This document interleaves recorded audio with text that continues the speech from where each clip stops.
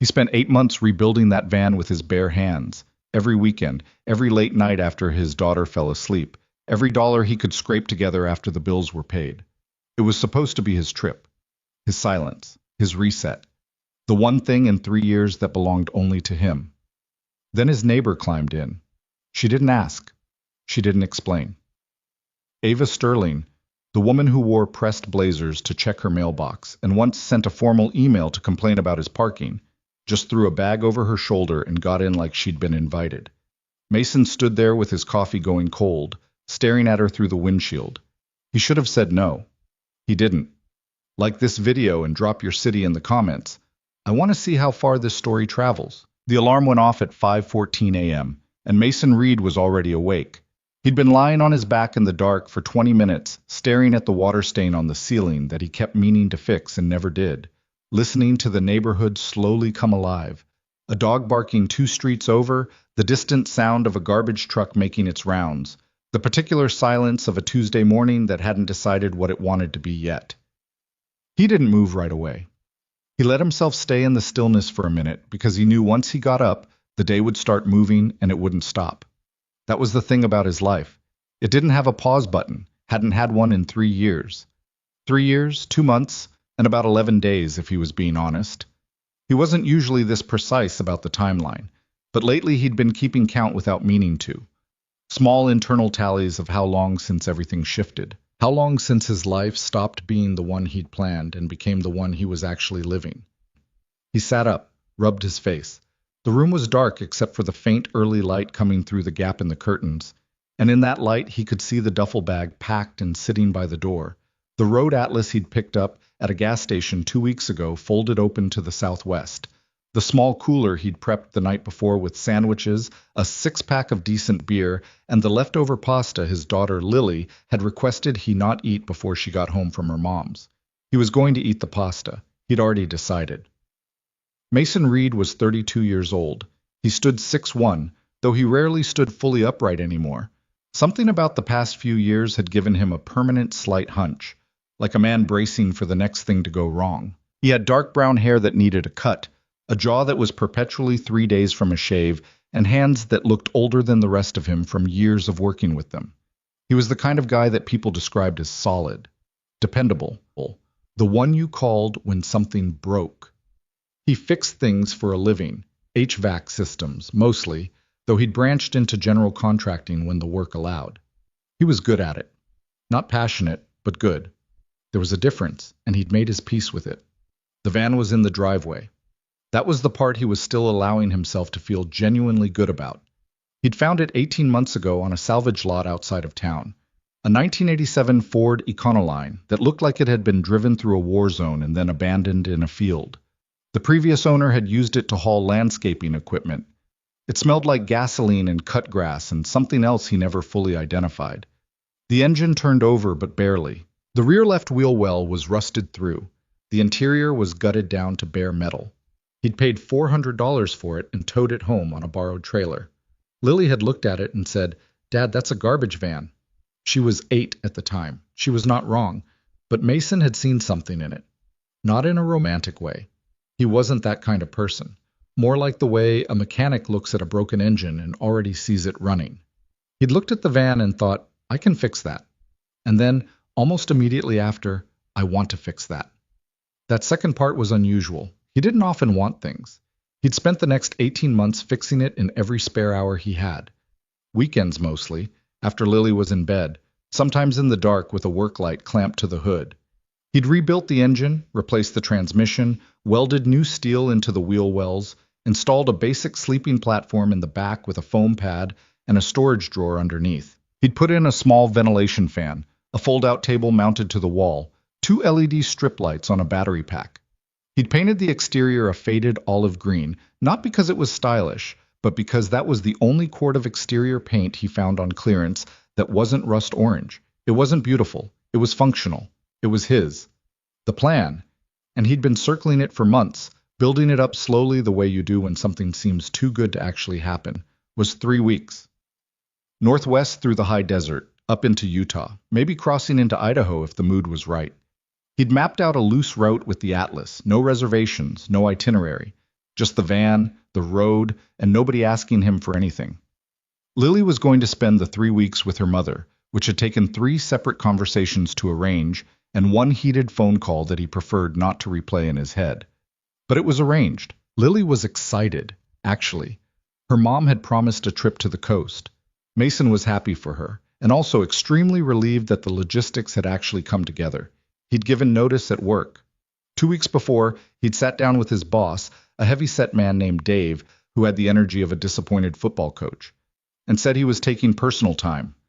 David looked at him for a long moment and then said, "About time," which Mason hadn't been expecting. He'd paid next month's rent 3 weeks early. He'd gotten the oil changed, the tires rotated, and had spent one whole Saturday doing a thorough mechanical check on the van that confirmed what he already suspected. She was ready. He was ready, or he thought he was, until he was actually standing in his kitchen at 5:20 in the morning, eating cold pasta out of the container and realizing that he had no idea what it felt like to have nowhere to be. He finished the pasta, washed the fork, set it in the drying rack because old habits. He carried the duffel and the cooler out to the van in 2 trips, loaded the Atlas onto the passenger seat, and stood in the driveway for a moment with his hands in his jacket pockets looking at the quiet street. It was early June. The air had that specific quality of early summer mornings. Cool, still, but with warmth underneath it, the kind that promises heat later. His neighbor's porch light was on across the way, the one that Mrs. Carmichael left running all night because she said it made her feel safer. 2 houses down, someone's sprinklers kicked on with a mechanical shutter. He was about to get in the van when the door across the street opened. He wouldn't have looked twice at it. People got up early, it happened, except that the door opened with an unusual amount of force, and the person who stepped through it was carrying a bag. Ava Sterling. She was dressed for travel, which was, in itself, a notable observation. Mason had lived across the street from Ava Sterling for going on 4 years, and he was reasonably confident he'd never seen her dress casually. She was always in business clothes, blazers, structured pants, the kind of shoes that clicked on pavement with authority. Even on weekends, when he'd spot her picking up her mail or getting into her car, she looked arranged, intentional.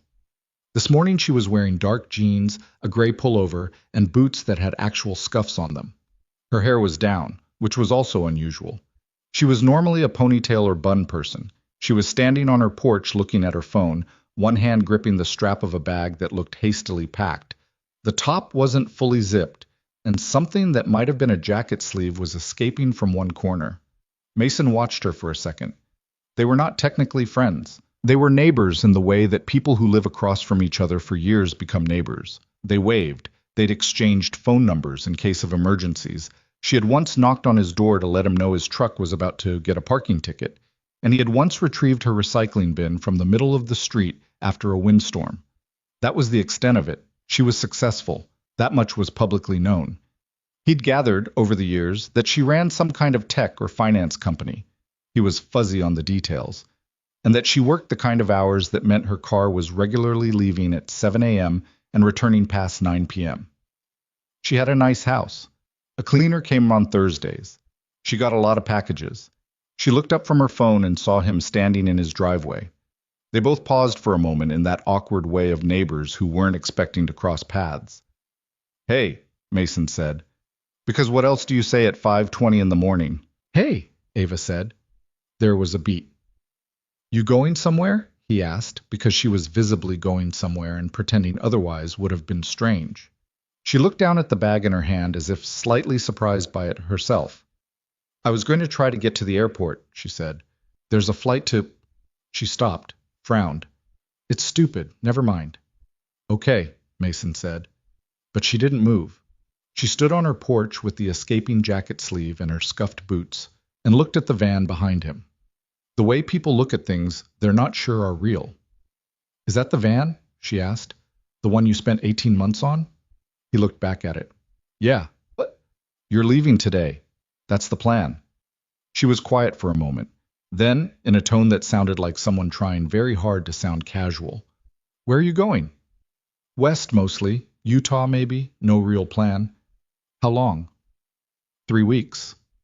Ava looked back down at her phone, then at the van again. Then, and he would later spend a significant amount of time trying to understand what exactly she was calculating in that moment. She said, "Can I come?" Mason blinked. "I'm sorry?" "The trip." She gestured at the van. "Can I come with you?" He had no idea what to do with that. He stood there for a second, brain cycling through about 4 different responses, none of which were particularly articulate. It's pretty much a solo thing," he said. "I know. It's not. It's not like a vacation. It's kind of rough. The van doesn't have AC. There's a camping pad in the back. I eat gas station food." "Okay. I don't really have a plan." "You just said that." He looked at her. She was looking back at him with an expression he couldn't read, something between desperation and a kind of fierce calm, like a person who had made a decision very recently and was committed to not overthinking it. "Ava." He said her name like it was a question. "I know it's strange," she said. "I know we don't really know each other. I know." She paused. "I had a flight booked to visit a friend in Portland, and I've been standing here for 20 minutes, unable to get myself to order the cab." Another pause. "And then I saw you and I just—" She made a gesture that didn't quite complete itself. "I don't know. Forget it. Sorry. It was a weird question." She turned back toward her door. "You got a sleeping bag?" Mason heard himself ask. She turned back around. "What?" "The pad in the van. It's fine, but it's thin. Nights in the high desert get cold. You'll want a sleeping bag." Ava stared at him. "I have one," she said slowly. "In my hall closet. From a camping trip I took in. It was like 6 years ago. I don't know if it's still—" "Go get it," Mason said. "And close that zipper. Your jacket's coming out." She looked down at her bag, back up at him, and then, without further discussion, she turned and went back inside. Mason stood in his driveway looking at the van for a moment. "Okay," he said, to nobody. She was back outside in 9 minutes. He knew because he'd checked his watch, more out of mild disbelief than impatience. She'd re-emerged with the sleeping bag tucked under one arm, the bag now properly zipped, and an expression on her face that was trying very hard to be composed, and landing somewhere closer to, "I cannot believe I'm doing this." He had moved the Atlas to the back and cleared the passenger footwell of the spare parts he'd been using it to store. He was not going to examine that decision too closely. "You have water?" he asked when she reached the van. "No." "I have extra. You'll want sunscreen. It gets brutal out in the desert." "I have some." "Okay." She climbed in. He noticed she hesitated for just a fraction of a second at the door. Not reluctance, he thought, more like the pause before you step off a diving board. Then she was in, pulling the door shut behind her, and the van felt about 60% smaller. Mason got in on the driver's side, started the engine. She rumbled to life. A little rough on the first turn, the way she always was until the engine warmed, and then settled into the steady low idle he'd worked so hard to get right. "She sounds good," Ava said. Mason glanced at her. "You know engines?" "Not really. I just meant, it sounds solid." "Yeah," he said. "She is." He pulled out of the driveway, turned left, and headed for the highway. For the first 10 minutes, neither of them said anything. The neighborhood fell away behind them. The familiar grid of streets, the convenience store on the corner he stopped at for coffee 3 times a week, the school where he dropped Lily off, the intersection where he'd gotten rear-ended 2 years ago. Then that faded too, and they were on the entrance ramp, and then the highway, and the sun was coming up to the east behind them, lighting the road in front of them in that particular way of early morning where everything looks like it could be the opening of something. Ava had her hands in her lap and was looking out the window at the passing landscape. Suburbs giving way to wider commercial zones, then to fields, then to the kind of open land that appeared once you got far enough from the center of things. "You didn't have breakfast," Mason said. Not an accusation, more of an observation. "I had coffee." "That's not breakfast." "I usually don't eat before—" She stopped. "I usually don't eat breakfast. I pack sandwiches. They're in the cooler behind your seat." She reached back, unlatched the cooler lid, and looked inside. "These are turkey." "Yeah." "It's 6 in the morning." "I know. I made them last night." She looked at the sandwiches for a moment, then took one out and sat back. "Okay." she said, and she ate it. Ava Sterling was 30 years old, and she had been running her company for 4 years. She didn't usually tell people that without adding context. It sounded like bragging if you just said it flat, and she'd learned that people heard female CEO and immediately started forming opinions before she'd said anything else. So she'd developed a habit of leading with the work, the product, the team, the problem she was solving. The title came up eventually, or it didn't. The company was a financial analytics platform. She'd built it out of a product she'd originally coded as a freelancer, then turned into a startup, then scaled with 2 rounds of funding into something that now had 43 employees and a client list that included several institutional names she genuinely couldn't believe were in her contracts. She had an operations team, a VP of sales, a head of engineering she trusted completely. She should have felt like she'd arrived. She mostly felt like she was drowning in a very expensive ocean. She'd booked the flight to Portland 3 weeks ago during a particularly bad Tuesday, back-to-back board meetings, a deal that fell apart at noon, and an afternoon where her assistant had resigned via Slack message. 12 words, no explanation. She'd texted her friend Dana, who had moved to Portland for her partner's job and had been inviting Ava to visit for 2 years, and said, "I'm coming. I'll get a flight." Dana had responded with 10 exclamation points. And then Ava had done what she always did. She'd let work fill back in. She'd booked the flight but never really committed to it in her body, the way she never really committed to anything that didn't have a deliverable. The trip kept existing as a future thing, a someday thing, right up until this morning, when she'd woken up at 4:30 with her chest feeling tight and her brain already running task lists. And she'd thought, I do not want to go to Portland. More specifically, she did not want to fly somewhere and sit in Dana's spare room and talk about her feelings over wine and feel like she was being observed and analyzed by someone who loved her, but also had very clear opinions about her life choices. What she wanted, and she was having trouble articulating this even internally, was to not be herself for a little while. Not the CEO, not the one with the plan and the outcomes and the quarterly targets. Just not that. She'd been standing on her porch working out whether this desire was reasonable or a symptom of something she should discuss with her therapist, and then she'd looked across the street and seen Mason Reed loading up that van. She'd watched him rebuild that thing over the past 18 months. Not intentionally. She wasn't the kind of person who tracked her neighbors' projects, but you couldn't live across the street from someone and not notice when they spent every available Saturday under the hood of something, lights strung over the driveway at 10 at night, the occasional sound of something metallic going badly wrong, followed by language she was fairly sure carried all the way to her living room. She'd thought it was strange at first. Why would anyone put that much time into something that seemed so far gone? But she'd watched the van change, slowly, the way things change when someone is genuinely paying attention to them. The rust came off.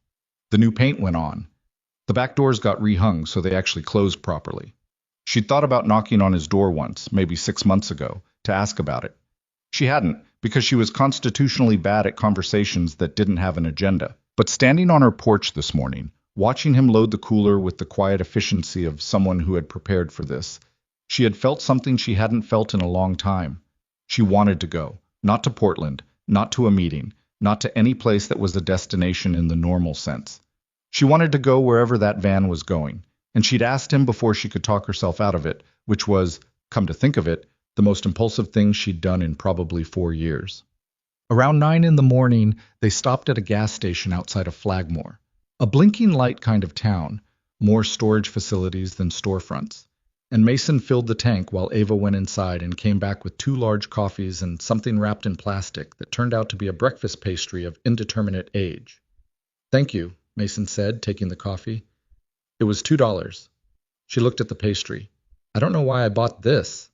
You hungry?" Distantly. He leaned against the van and drank his coffee and looked out at the flat land stretching west. The morning had fully arrived now, blue and clear, the kind of sky that made you understand why painters liked the Southwest. "Can I ask you something?" Ava said. "Sure." "The trip. What were you hoping for when you planned it?" Mason considered that for a moment. He wasn't someone who usually talked about what he was hoping for. It felt like an exposure risk. "To stop thinking about my to-do list," he said. "That's about it." "That's the whole thing?" "Pretty much." Ava turned her coffee cup in her hands. "What's on it? The list?" "You want the full version or the highlight reel?" "Highlight reel." He looked out at the road. Roof on the Brennan job needs to be reflashed before rainy season, or they're going to have water damage. Lily starts third grade in September, and she needs new shoes, and I haven't figured out the after-school schedule yet because my regular sitter is moving. The check engine light in my truck has been on for 3 weeks, and I know what it is, but I haven't had time to fix it. My ex-wife and I need to have a conversation about the holidays before we get to August, so we're not fighting about it in December again. He paused. Also, I think my furnace is going to die before winter, and I can't afford a new one. Ava was quiet for a moment. That's a real list. Yeah. I have a list too, she said. I figured. She looked at him. What do you mean? People don't just get in vans with their neighbors at 5 in the morning because everything's going great. She laughed. It was a slightly surprised sound, like she hadn't expected it. No, she said. I guess they don't. He finished his coffee, crushed the cup and tossed it in the trash can chained to the pump. You ready? Yeah, she said. She looked down at the pastry, then dropped it in the trash too. That was a mistake from the start. The first real problem happened at around 1 in the afternoon.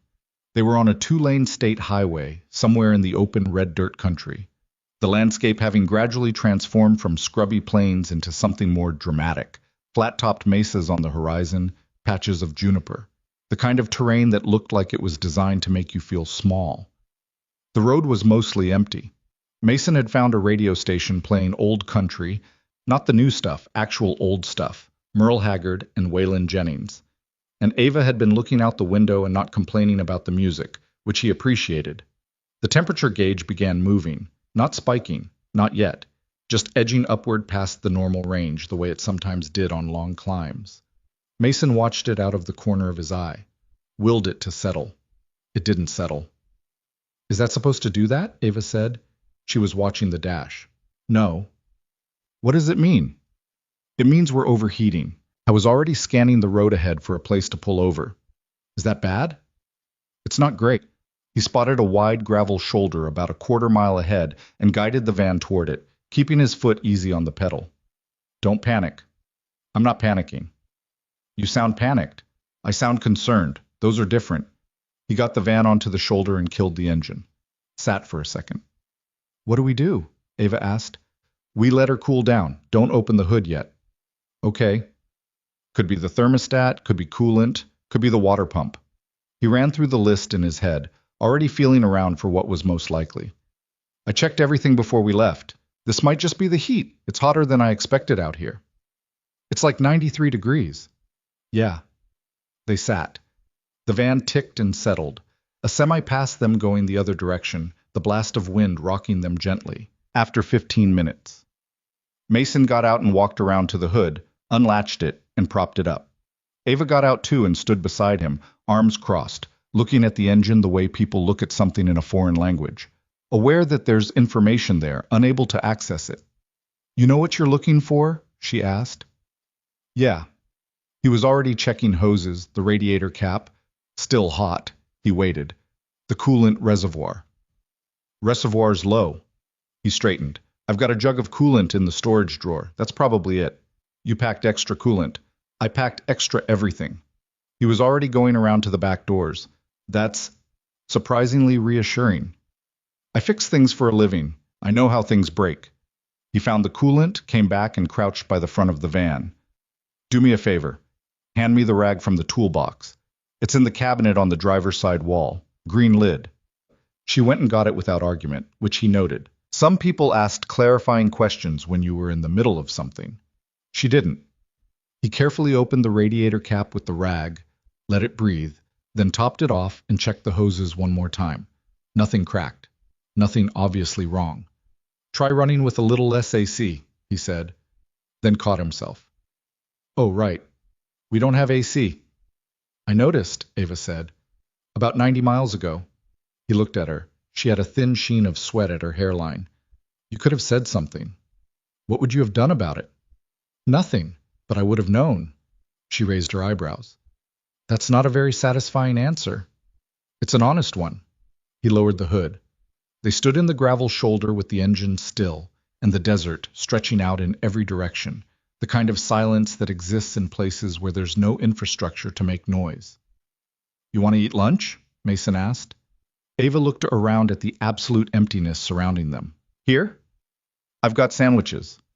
She looked at him for a long moment, as if trying to decide if this was the part where she should cut her losses and call someone.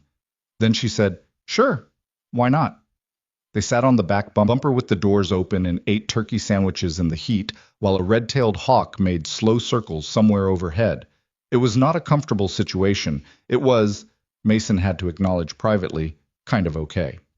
By evening, they'd made it to a campground that appeared on the atlas about 60 miles outside of a town called Ridgecroft. It was a basic place, gravel loops, numbered sites, a bathroom block that looked like it had been built in the 70s and last renovated there too. Mason pulled into a site at the far end of the loop, away from the two other occupied sites he'd spotted. He liked space when he could get it. They got out and stretched the kind of stretch that belongs specifically to people who have been sitting in vehicles for too many hours. Ava rolled her neck, made a sound of genuine relief, and then looked at the campsite with an expression that was hard to read. You camped before? Mason asked. 6 years ago. It was a thing a boyfriend organized. I mostly read. She looked at the van. What's the setup? I'll show you. He opened the back and demonstrated.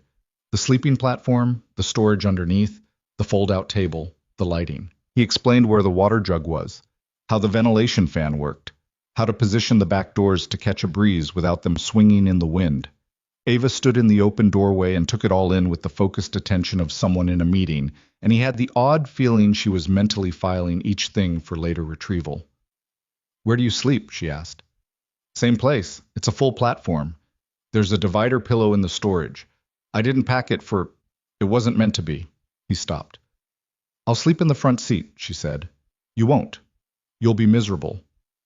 Mason, I'm not trying to... Look, I'm just being practical.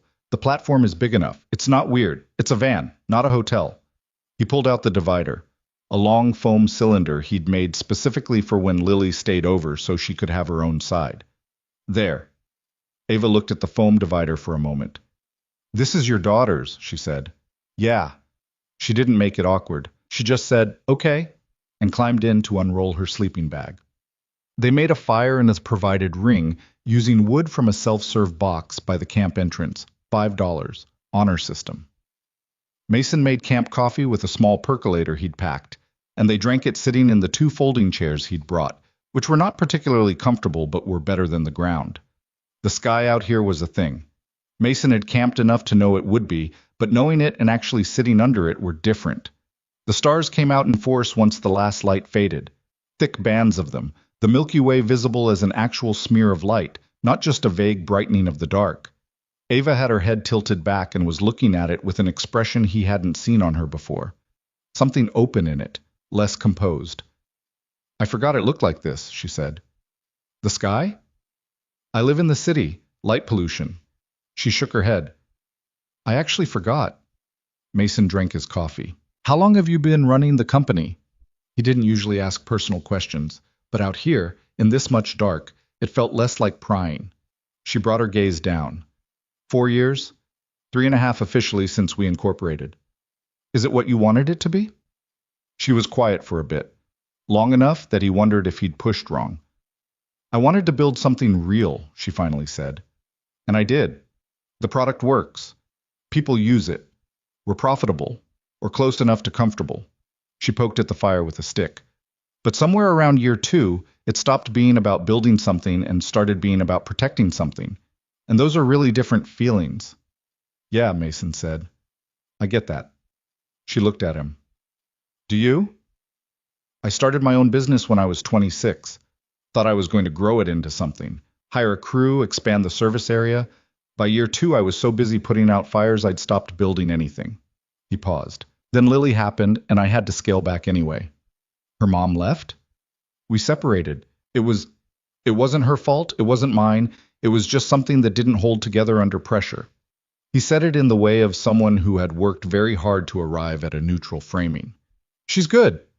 We're okay. It's just, logistically, it's a lot. You're raising her mostly by yourself? Week on, week off. Which sounds even, but isn't, really.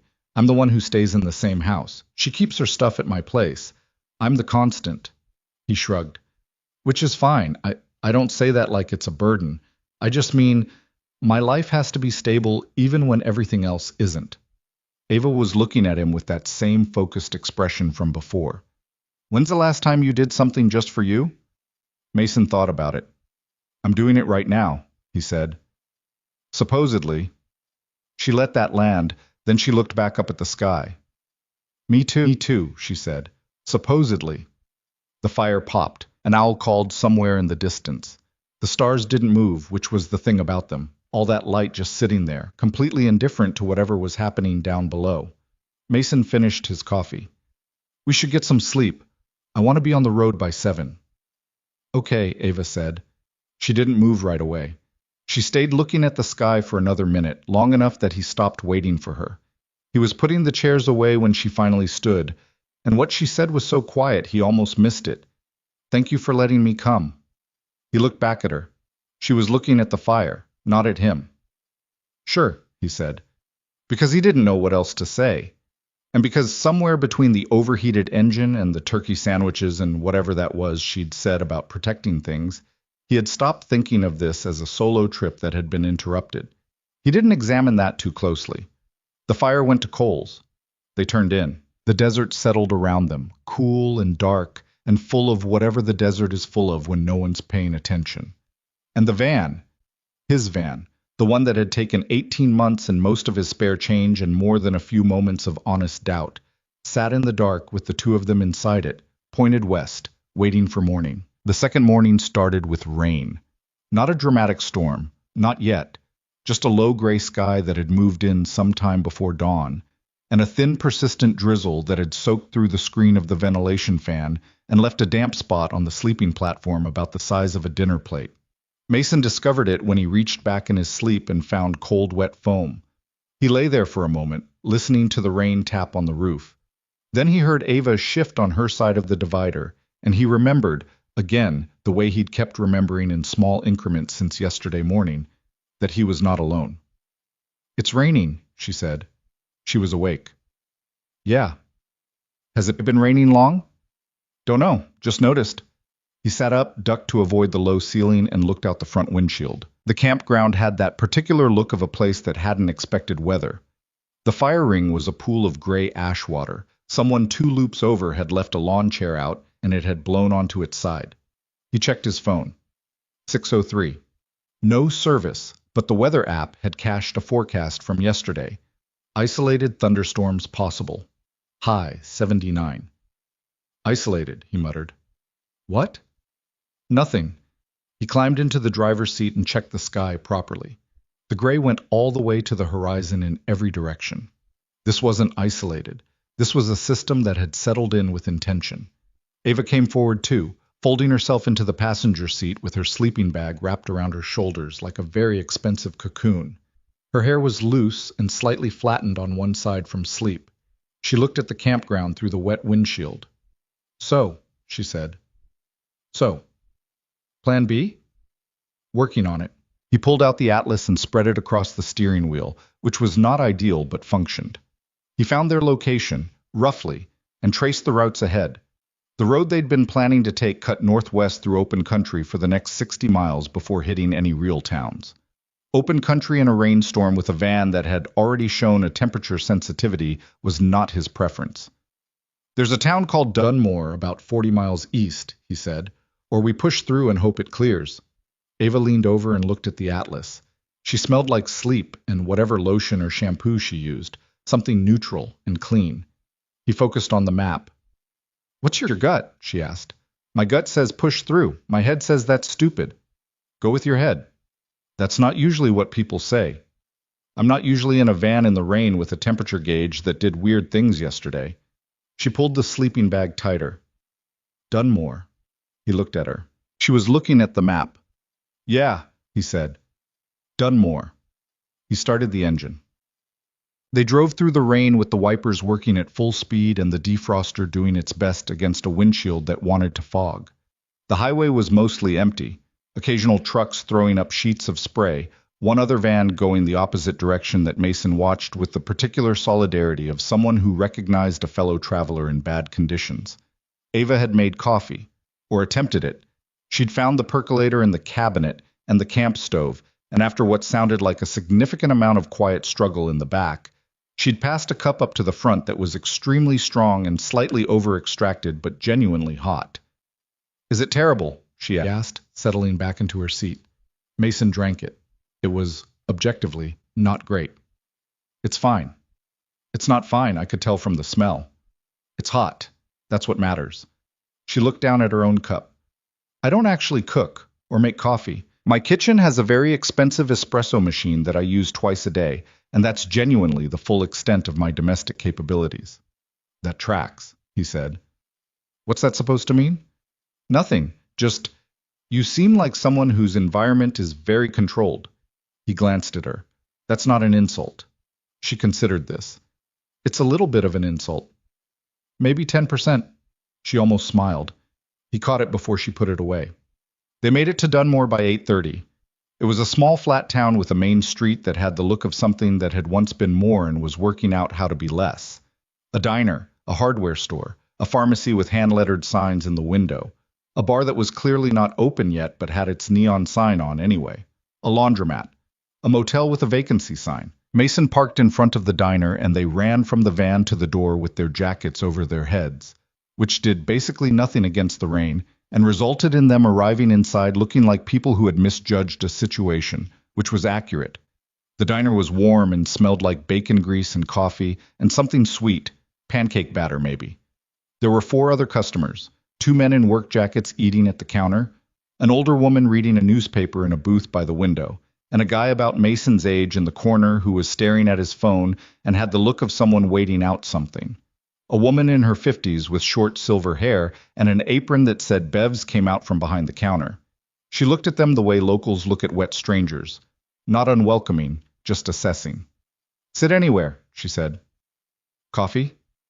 "Please," Ava and Mason said at almost exactly the same time. Bev, presumably, raised an eyebrow and went to get the pot. They slid into a booth. Mason pulled off his jacket and dropped it on the seat beside him. Ava did the same, pushing her wet hair back off her face with both hands, and for a moment she just sat there with her eyes closed like someone recalibrating. "You okay?" Mason asked. "Yes." She opened her eyes. "Sorry, I have approximately 47 unread messages, and I've been actively not looking at them since yesterday, and it's starting to feel like a physical thing. So look at them." "I don't want to." She put her phone face down on the table. "That's the point. I don't want to look at them, and I also can't fully relax knowing they exist." "That sounds exhausting." "It is." She picked up the menu. "What's good here?" "I've never been here." "Right." She looked at the menu. "What do you usually eat at diners?" "Eggs, bacon if it looks right, hash browns." "What does bacon that looks right mean?" "Thick cut, not too crisp. Places that overcook bacon are cutting corners somewhere else, too." She looked at him over the menu. "That's a very specific philosophy." "I've eaten at a lot of diners." Bev came back with coffee. Real coffee, not the battery acid from the van, and took their order. Mason got eggs, bacon, hash browns. Ava looked at the menu for a long moment and then said, "Same," which surprised him. "You eat bacon?" he said, when Bev had gone. "I eat food." She poured cream into her coffee. "I just usually eat it at my desk." "That's not eating, that's refueling." She looked at him. "Some of us have a lot to get through. Some of you are also on a road trip in a rainstorm, so—" She laughed again, that same slightly surprised sound from the night before. Like laughter was something that kept catching her off guard. "Fair," she said. The rain didn't stop. They ate breakfast. They ordered more coffee. Bev brought out a slice of pie nobody asked for and said it was yesterday's and she'd rather give it away than toss it, and it turned out to be peach and genuinely excellent. By 10 o'clock they were still sitting in the booth because going back out into the rain to go nowhere in particular seemed worse than staying. Mason had his atlas out on the table and was tracing alternate routes. Ava was on her second cup of coffee and had, apparently, made a decision about the messages.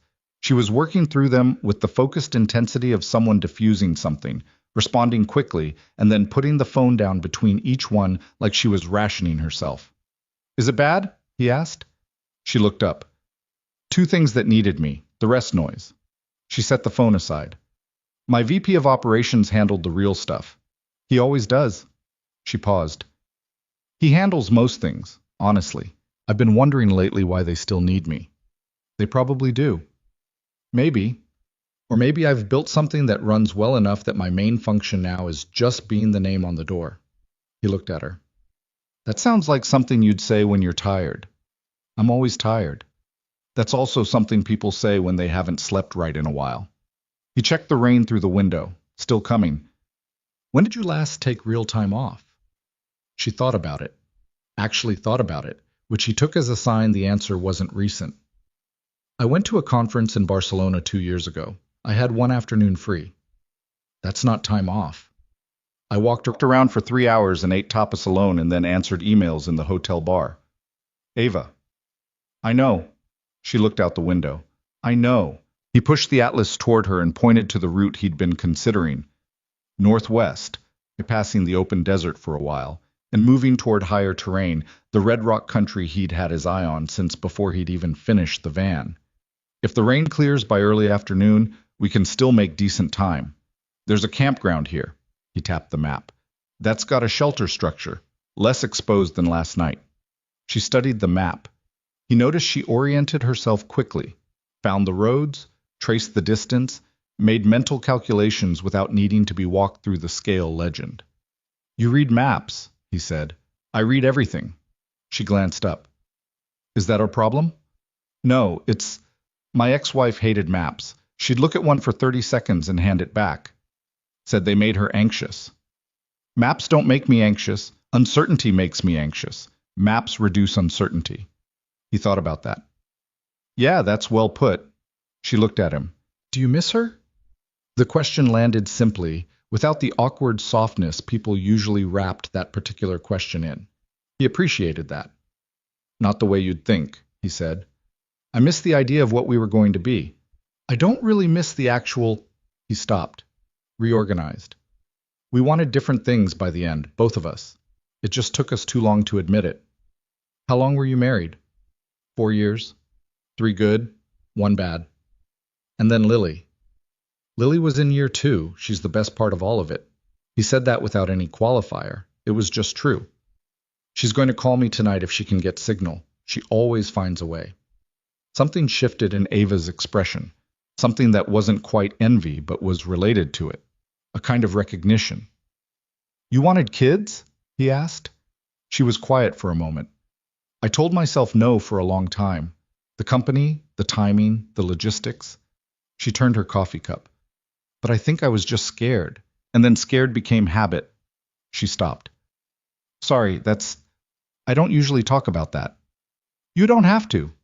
I know. That's what's strange about it. She looked out at the rain again. I don't know why I'm saying any of this to you. Mason thought about it. Because I'm a stranger who can't judge you and isn't going to remember tomorrow. She looked at him. Is that true? No, he said, but I won't use it against you. She shook her head, but the almost smile came back. That's a very low bar. I'm a low bar kind of guy, Bob. The rain broke at 1:15, not fully, but enough. The sky went from solid gray to patchy, with actual blue showing through in places, and the quality of light changed from flat to directional. Mason left a tip that was probably too much for how long they'd sat. Bev had refilled their coffee 4 times without comment, and they went back out to the van. He popped the hood while the engine was still cold and went through everything again. Coolant level good. Hoses tight. He checked the belts while he was in there, ran his fingers along the serpentine, felt for the tension. Ava stood behind him. What are you checking? Belt wear. If this goes while we're driving, we stop, and not in a pull over and wait kind of way. How does it look? Fine, little worn. I'll keep an eye on it. He lowered the hood. You want to drive? She blinked. Excuse me? The van. You want to take a stretch? She looked at the van. I've never driven anything this size. It's not a truck. It's not bad once you're moving. He held up the keys. She looked at him for a moment like she was checking if this was a joke. It wasn't. Okay, she said, and took the keys.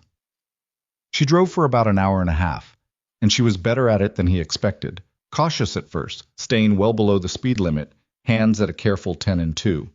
But she loosened up once she got a feel for the width and the steering, and by the time they hit a stretch of straightened highway with nothing in any direction, she'd settled into it. Mason had the passenger seat reclined slightly and his feet up on the dash, a position he'd never been able to take in this vehicle before. It felt strange and also kind of good. "What did you build first?" he asked. "For the company, the original product." "A reconciliation tool for mid-market accounting teams," she said, eyes on the road. Incredibly unglamorous. Nobody outside of finance would care about it for 10 seconds. But people needed it. Desperately. Reconciliation, matching transactions across different systems. It's one of those things that sounds simple and is actually brutal. Finance people were spending days on what should take hours. I'd done it myself as a freelancer, and I thought, this is ridiculous. There has to be a better way. She shifted her grip on the wheel. So I built the better way. Where'd you learn to code? Myself, mostly. I took some courses, but mostly I just built things until they worked. Mason turned his head to look at her. That's exactly how I learned to do engines. She glanced at him. Is it? My dad didn't teach me. I just took things apart until I understood them. Sometimes I couldn't get them back together, and I'd just have to look up the missing piece. He paused. Broke a lot of things before I stopped breaking them. That's a pretty good description of my first 2 years of coding. And your first 2 years of running a company? She made a sound that wasn't quite a laugh. And 3 and 4, honestly. She was quiet for a moment. But I learned. That's the thing. I just kept going until I understood the missing piece. She drove. The clouds were fully breaking up now, the landscape coming into its own, the red rock country.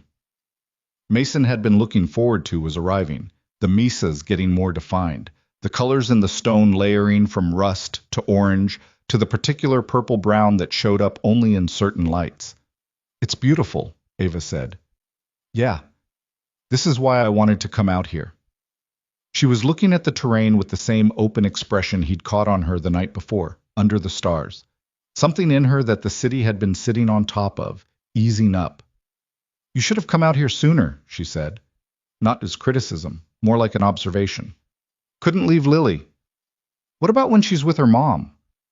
Those weeks I catch up on everything I didn't get done when she was with me. He shifted in his seat. There's always something. Ava was quiet. Then, do you think you're using her as a reason not to take care of yourself? He looked at her. That's a direct question.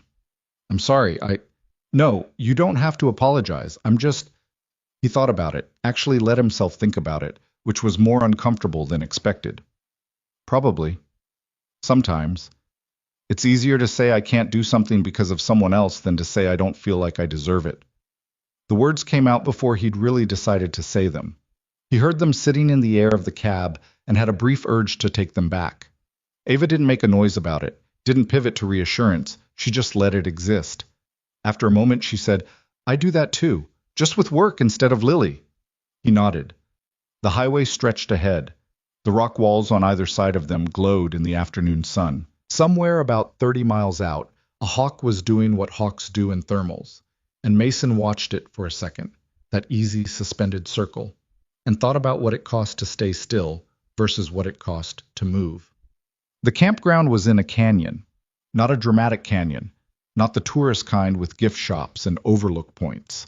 Just a cut in the landscape where a creek had spent several hundred years making a decision about where to go, and the walls had risen up on both sides to about 60 feet.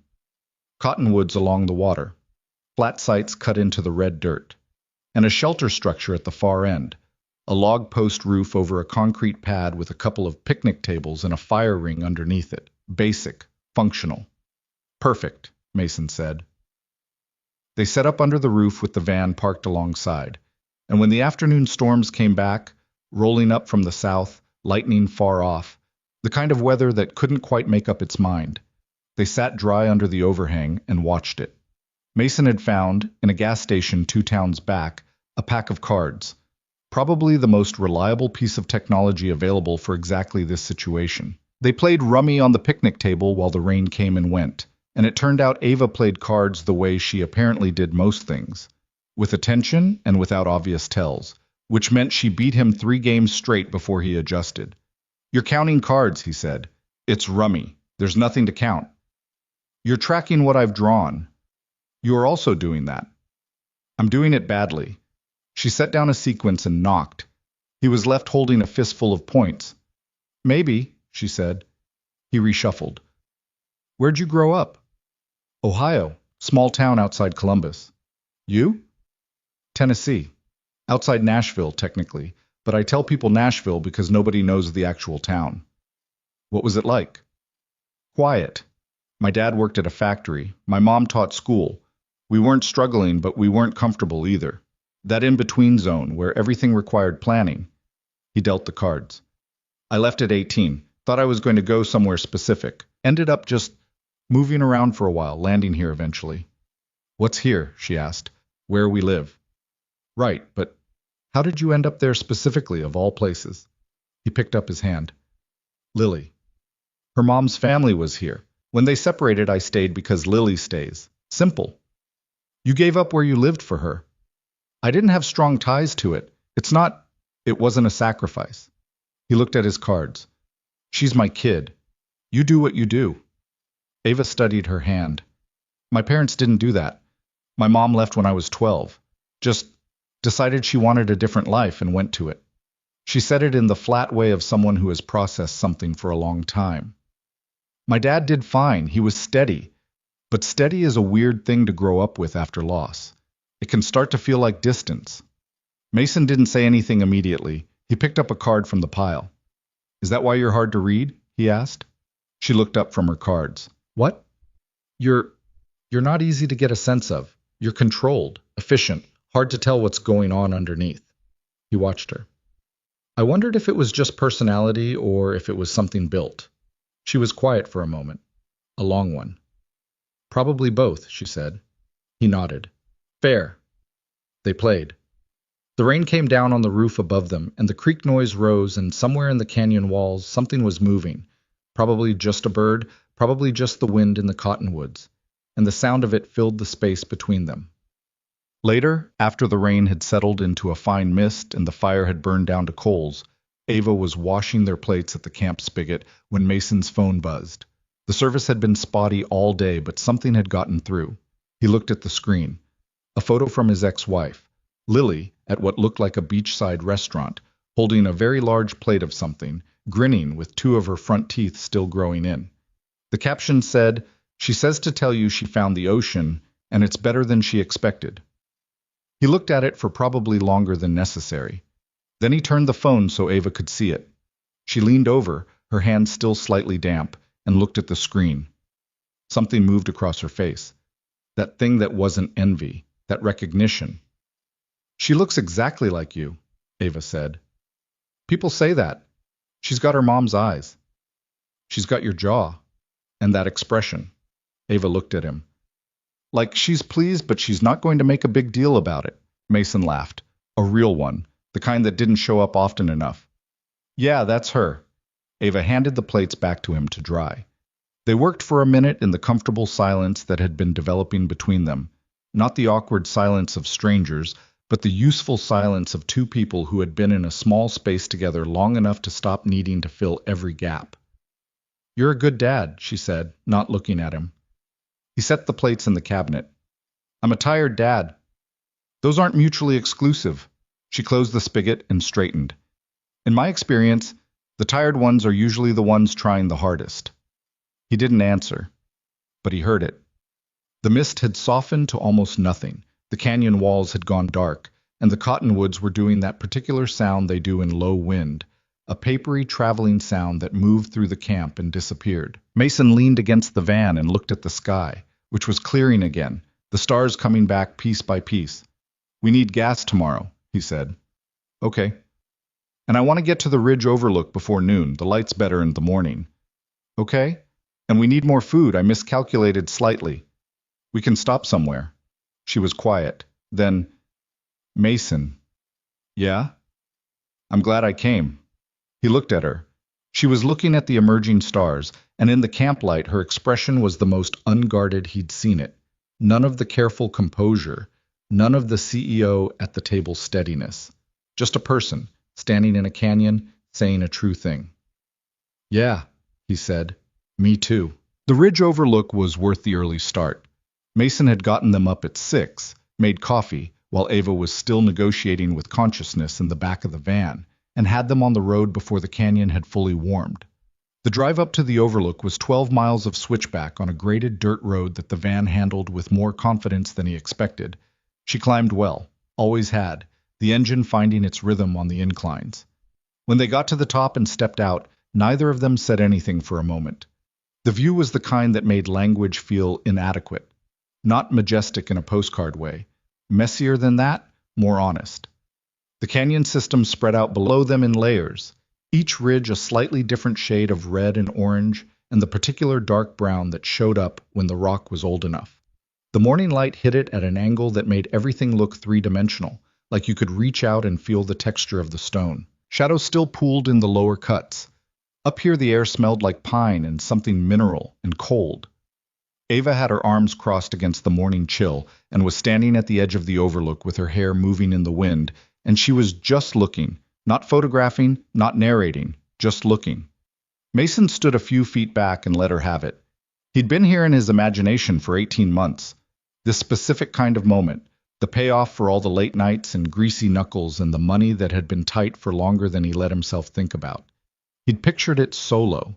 He'd pictured himself standing at some overlook with nobody needing anything from him, just the view and the silence and maybe a beer if it was late enough in the day.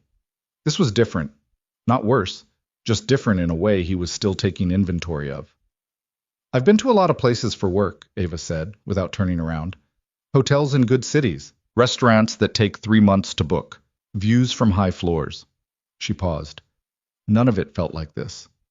"Because you were working." "Yeah." She finally turned. The wind put a strand of hair across her face and she pushed it back. "You can be somewhere completely and still not be there at all." Mason looked at her. "When did you figure that out?" "About 20 minutes ago," she said. They came down from the ridge at 9 and stopped at a gas station attached to a trading post just off the highway, the kind of place that sold turquoise jewelry and beef jerky and had a single gas pump that required you to pay inside first. Mason filled the tank while Ava went in and came back with jerky, 2 bottles of water, a bag of chips, and a small turquoise bracelet that she turned over in her hand a few times and then put on her wrist without comment. He noticed it but didn't say anything. The day after the rain had the quality that days after rain sometimes get. Too bright, too clear, like the world had been wrung out and hung to dry. The highway shimmered. Every color was dialed up slightly past its normal setting. They'd been on the road maybe an hour when the wildlife situation happened. They'd pulled into a campsite at a state park to eat lunch. Mason had gotten eggs and cheese and bread at the gas station, the beginnings of a plan. And he was in the middle of making a camp meal on the little stove when Ava said from behind him, "Mason," in a tone that was very controlled in the specific way of someone trying not to escalate a situation. He turned around.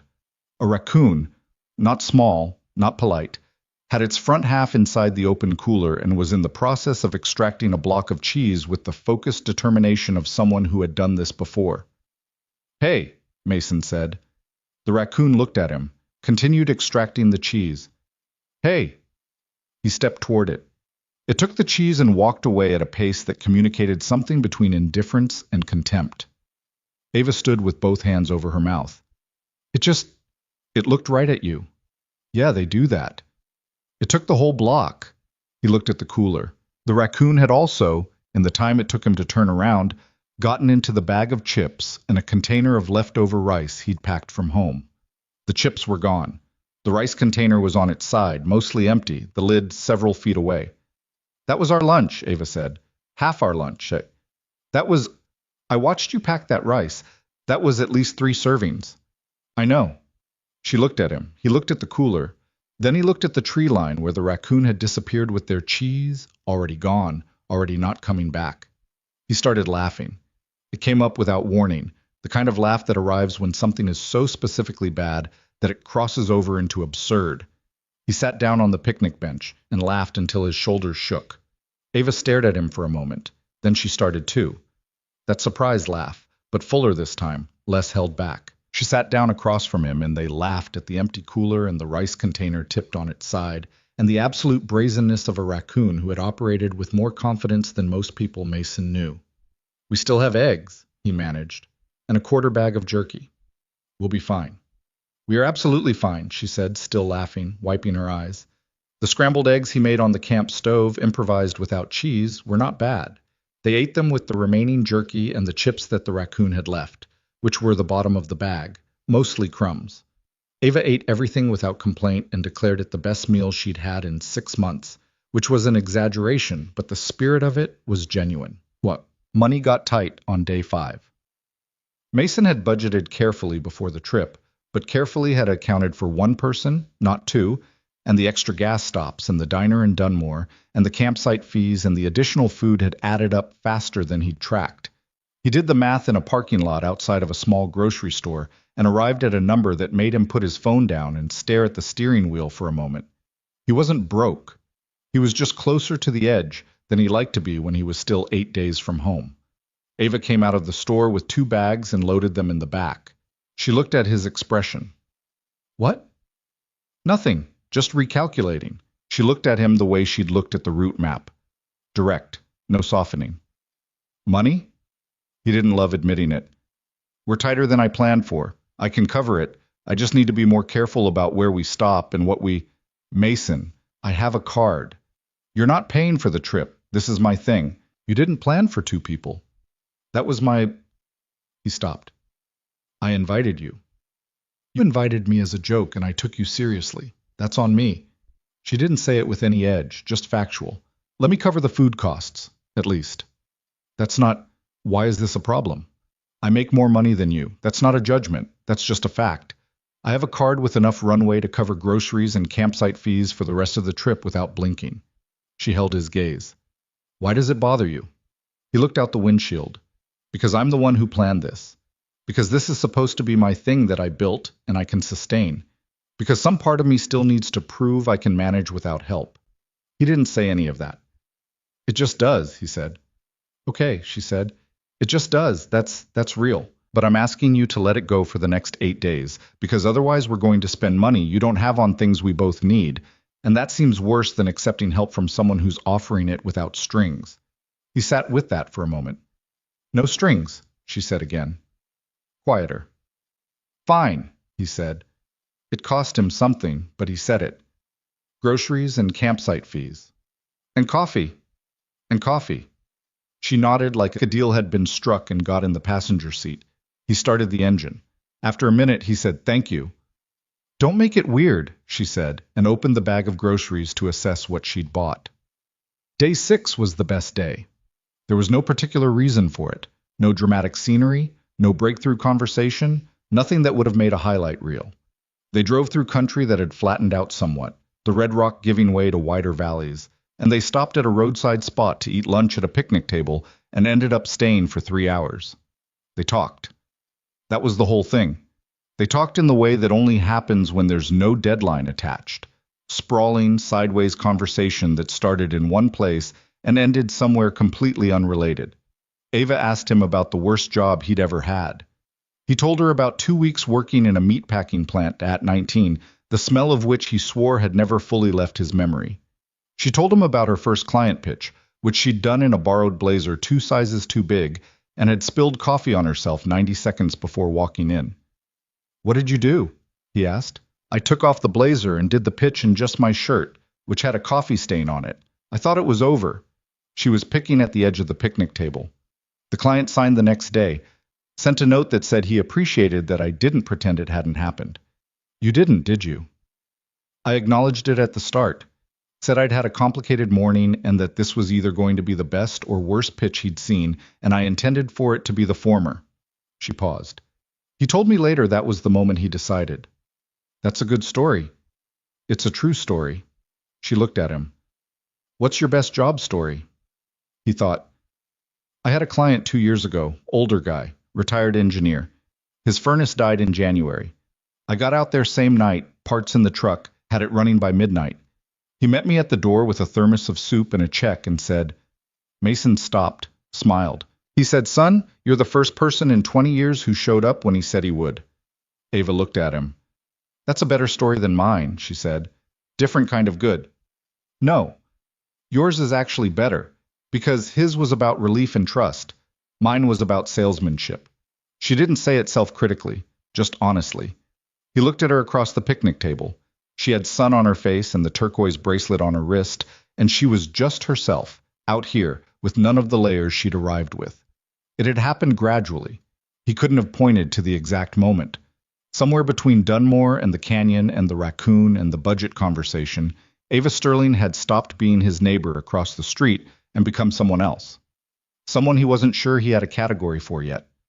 That thought arrived and he let it sit for a second, and then he moved on because sitting with it too long felt like it would require a conversation he wasn't ready for. "We should find a spot before it gets dark," he said. "Yeah," she said, not moving for another minute. Day 7 was when it started to feel different. Not dramatically, not in any way that could be written up clearly, just the quality of the space between them had shifted, and they were both aware of it and neither was addressing it, which created a specific kind of tension that was neither good nor bad but was definitely something. He noticed he was more aware of where she was, not in a tracking way, just that his peripheral sense of the van's space had recalibrated around her. When she reached past him for something, he was conscious of it in a way he hadn't been in the early days. When she laughed, and she was laughing more, the surprised quality of it fading and something more natural taking its place, he found himself trying to say things that would bring it out again. He didn't examine this too closely. He was good at not examining things too closely when examining them seemed likely to complicate the situation. Ava, for her part, had started sitting differently in the van, less formal in her posture, feet up on the dash sometimes, which he'd never have predicted on day 1. She'd borrowed his flannel shirt on the cold morning in the canyon and had handed it back, but there had been a version of her wrapped in his flannel sitting with her knees up and her coffee cup in both hands, looking out at the landscape, and he had noticed that quite a bit. The problem, if problem was the right word, which it maybe wasn't, was that he had no idea what she was thinking. She was still hard to read. She'd opened up in the ways she'd opened up, and that felt real and not performed, but there was a layer below that which remained closed, and he didn't know if that was about him or just about her. He didn't ask. They drove. The storm came on the evening of day 7. They'd been seeing it build for 2 hours, a system coming up from the south that the weather app described as strong thunderstorms, localized flooding possible. The sky ahead had gone a color that Mason recognized from growing up in Tennessee. That particular yellow-green that meant business. They were on a stretch of highway with nothing on either side. No campgrounds on the Atlas for the next 30 miles. No towns of any size.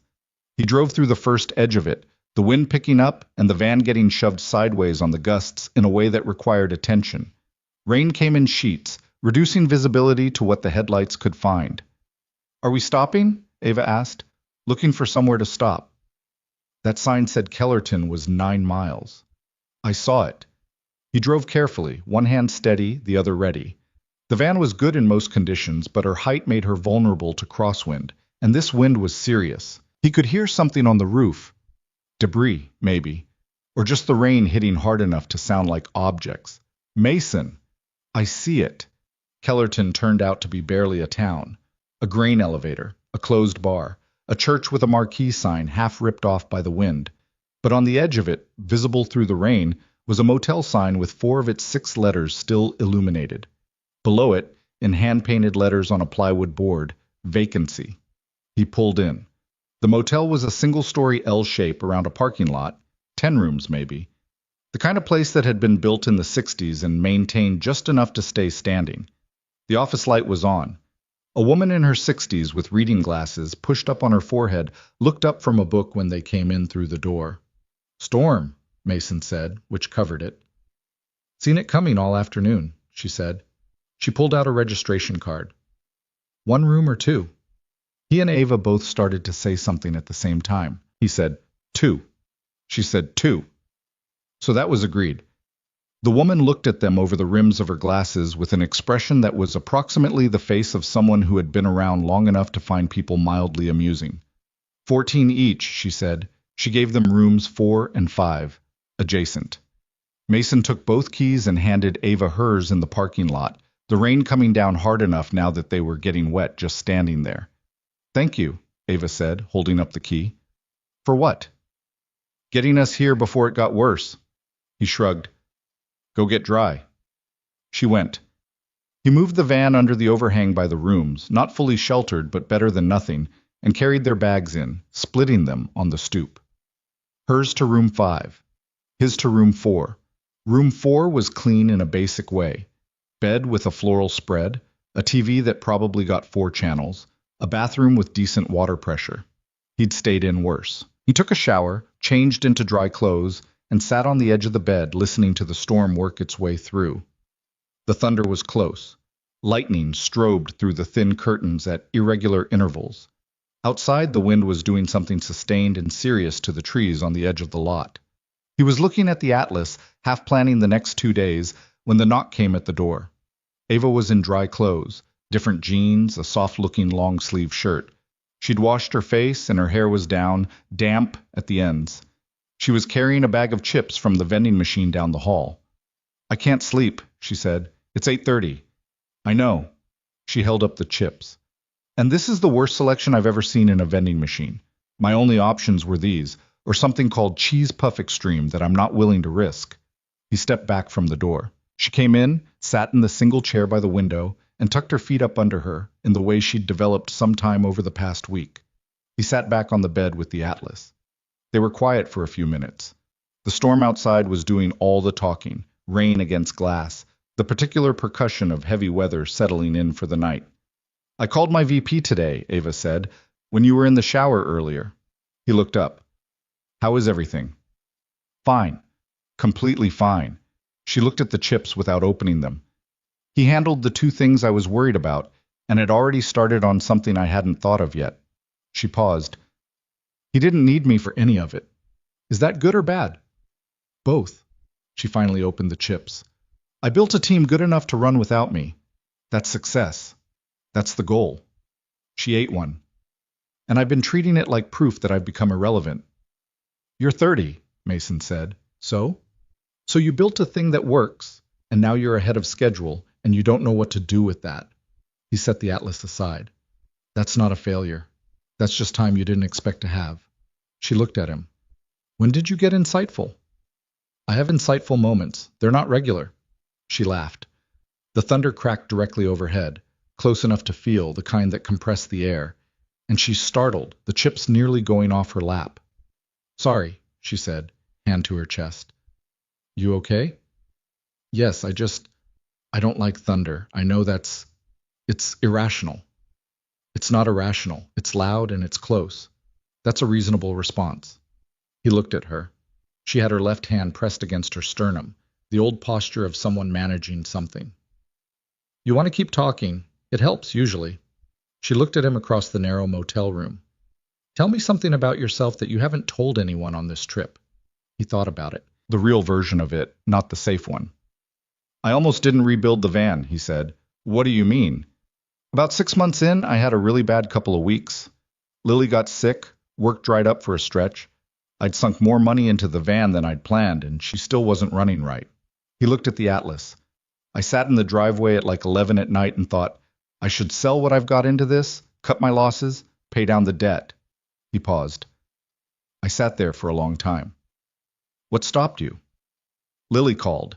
She'd woken up with a fever and was at her mom's, and she was upset about something at school. Nothing to do with me, just needed to talk to me. And we talked for an hour. And when I hung up, I was still in the driveway, and I thought, she's going to be fine. And you're going to be fine. And this thing in front of you is worth finishing."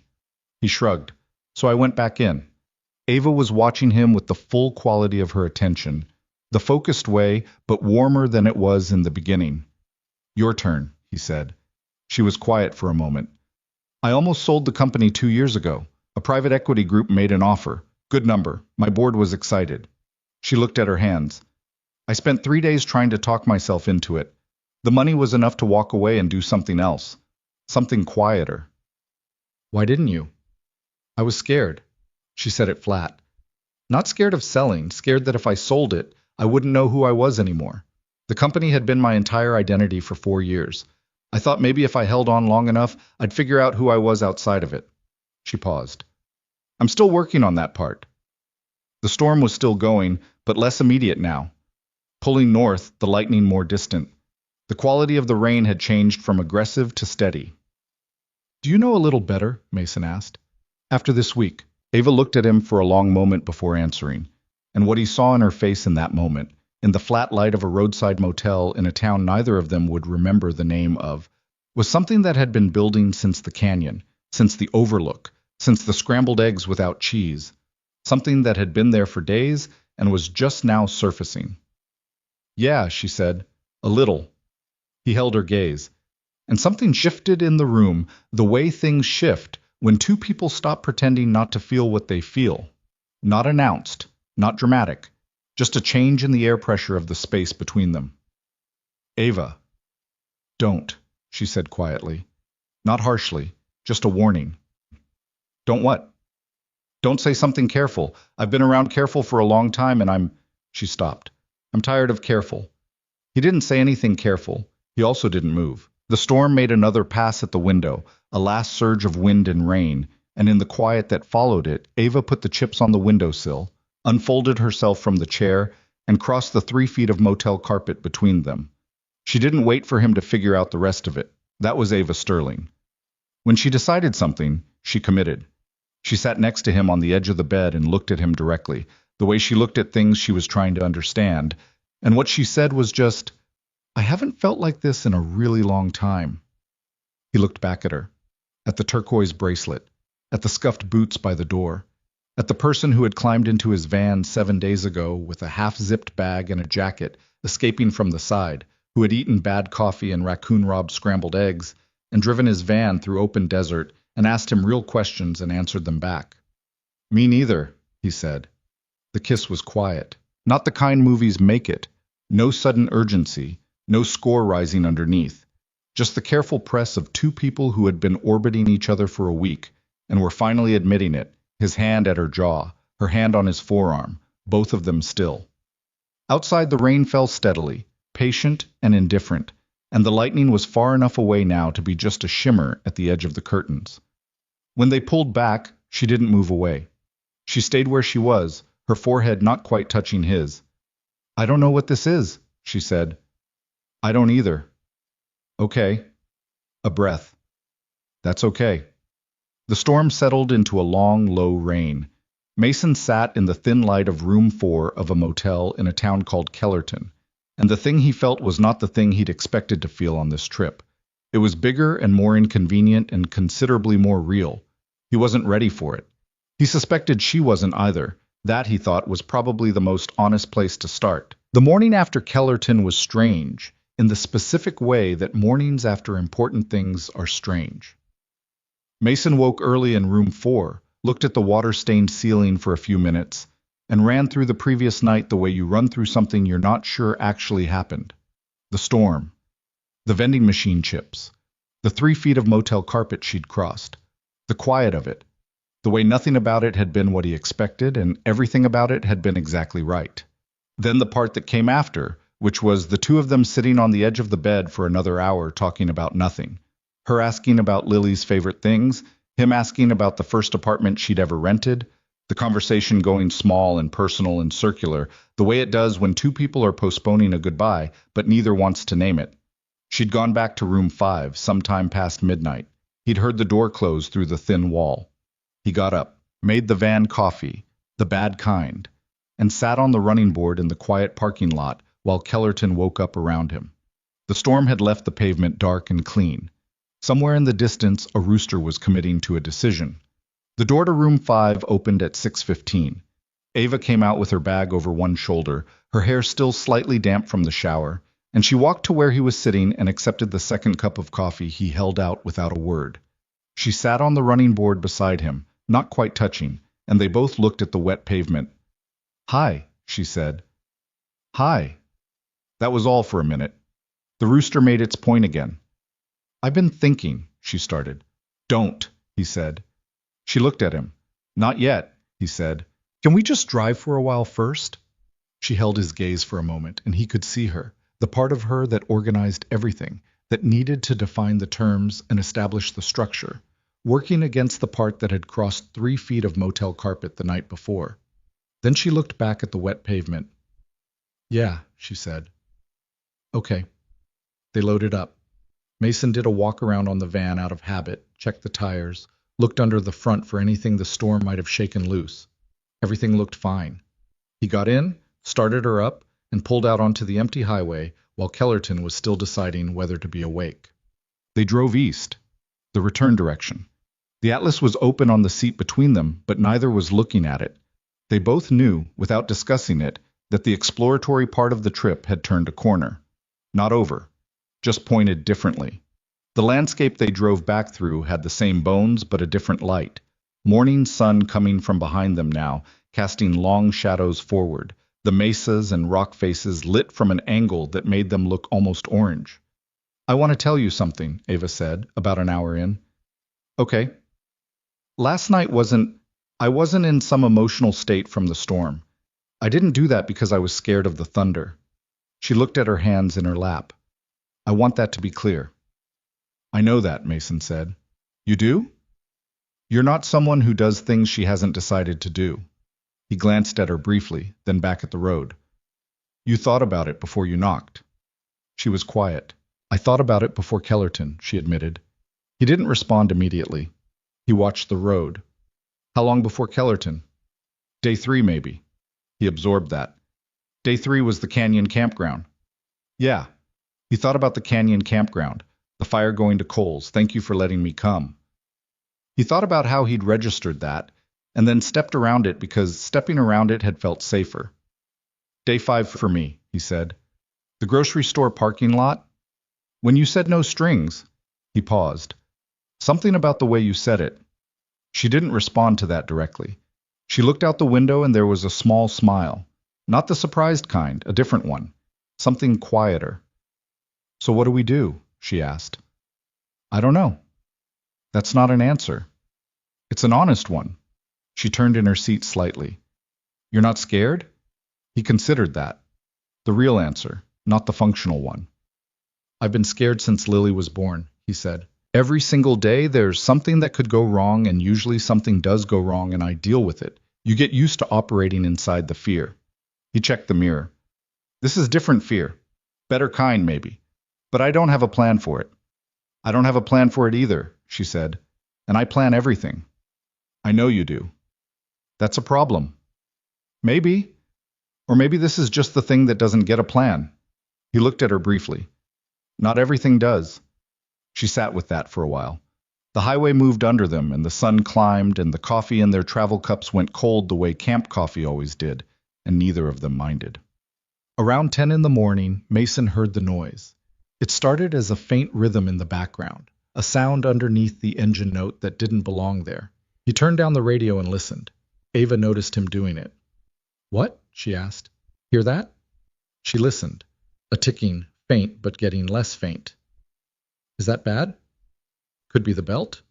He was already mentally walking through what he'd checked 3 days ago, the serpentine that had looked worn. Little worn. "I'll keep an eye on it." He hadn't kept enough of an eye on it. "How bad is the belt?"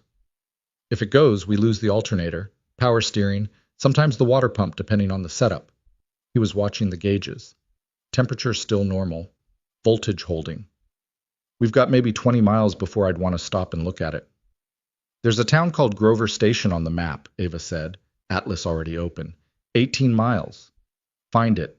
She found it. He drove carefully, keeping the RPMs moderate, listening to the ticking with the focused attention of someone reading a message in a language they half know.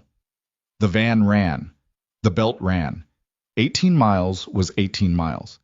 Grover Station had 3 things of note: a grain elevator, a diner, and an auto parts store with a hand-painted sign that read, Napa. Pete's in letters that had faded to barely visible.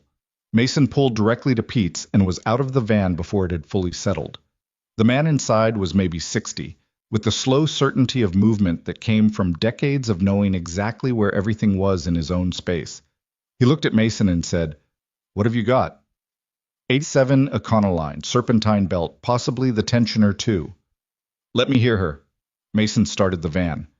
The man stood outside with the hood up and listened for 30 seconds with the expression of a doctor with a stethoscope. Then he straightened.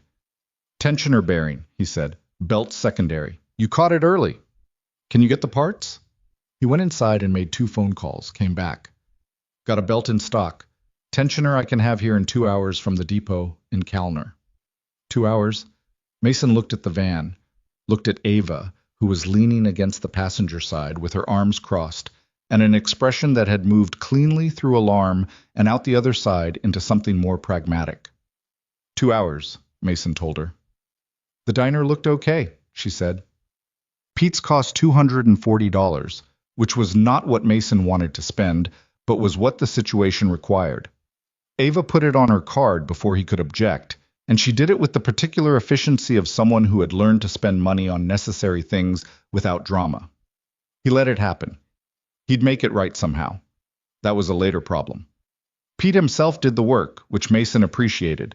He was fast and clean about it, tools in the right place, no wasted motion. Mason helped where he could, and Pete let him without making it into a conversation, which was the right call.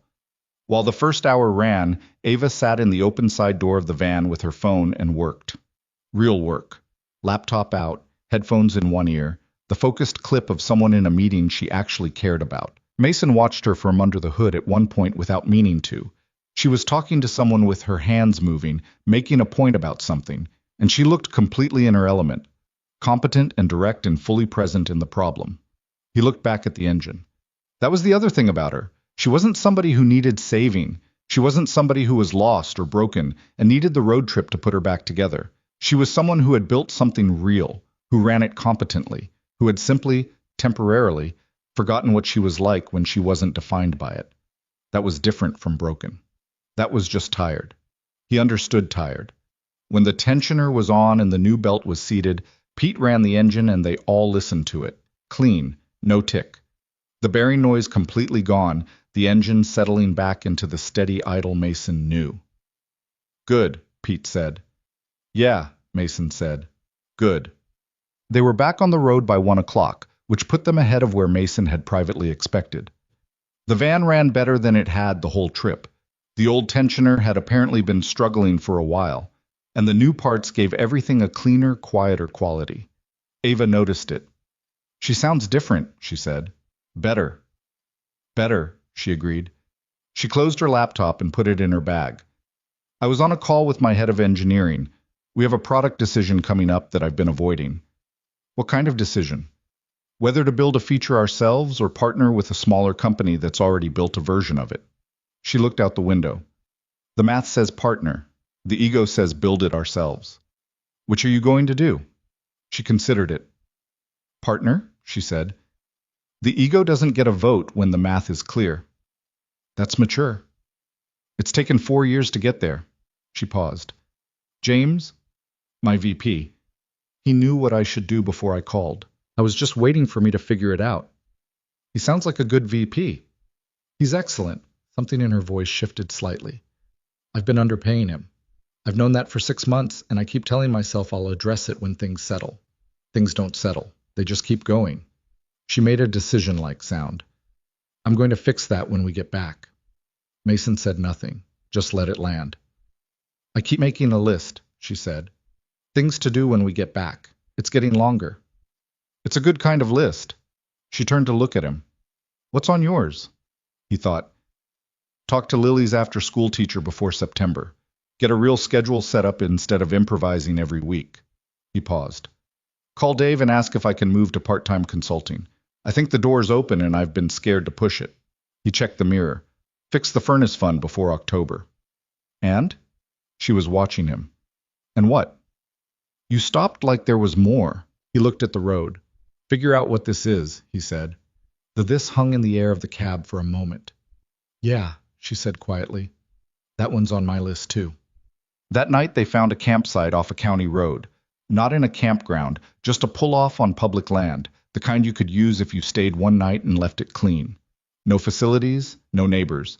A stand of pines on one side, open scrubland on the other, and a sky that was doing its best work. Mason made a real dinner. They'd stocked up in Grover Station, and he had what he needed. Canned beans, rice, a couple of sausages from the cooler, hot sauce.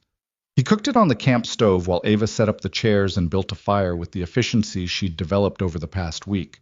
She was better at fire now than she'd been at the start. She'd learned to build it from the bottom up, give it air, not smother it with too much wood before the base was established. He'd watched her figure it out over several nights without saying anything, which had felt like the right call. She wasn't someone you helped with things she was working out herself.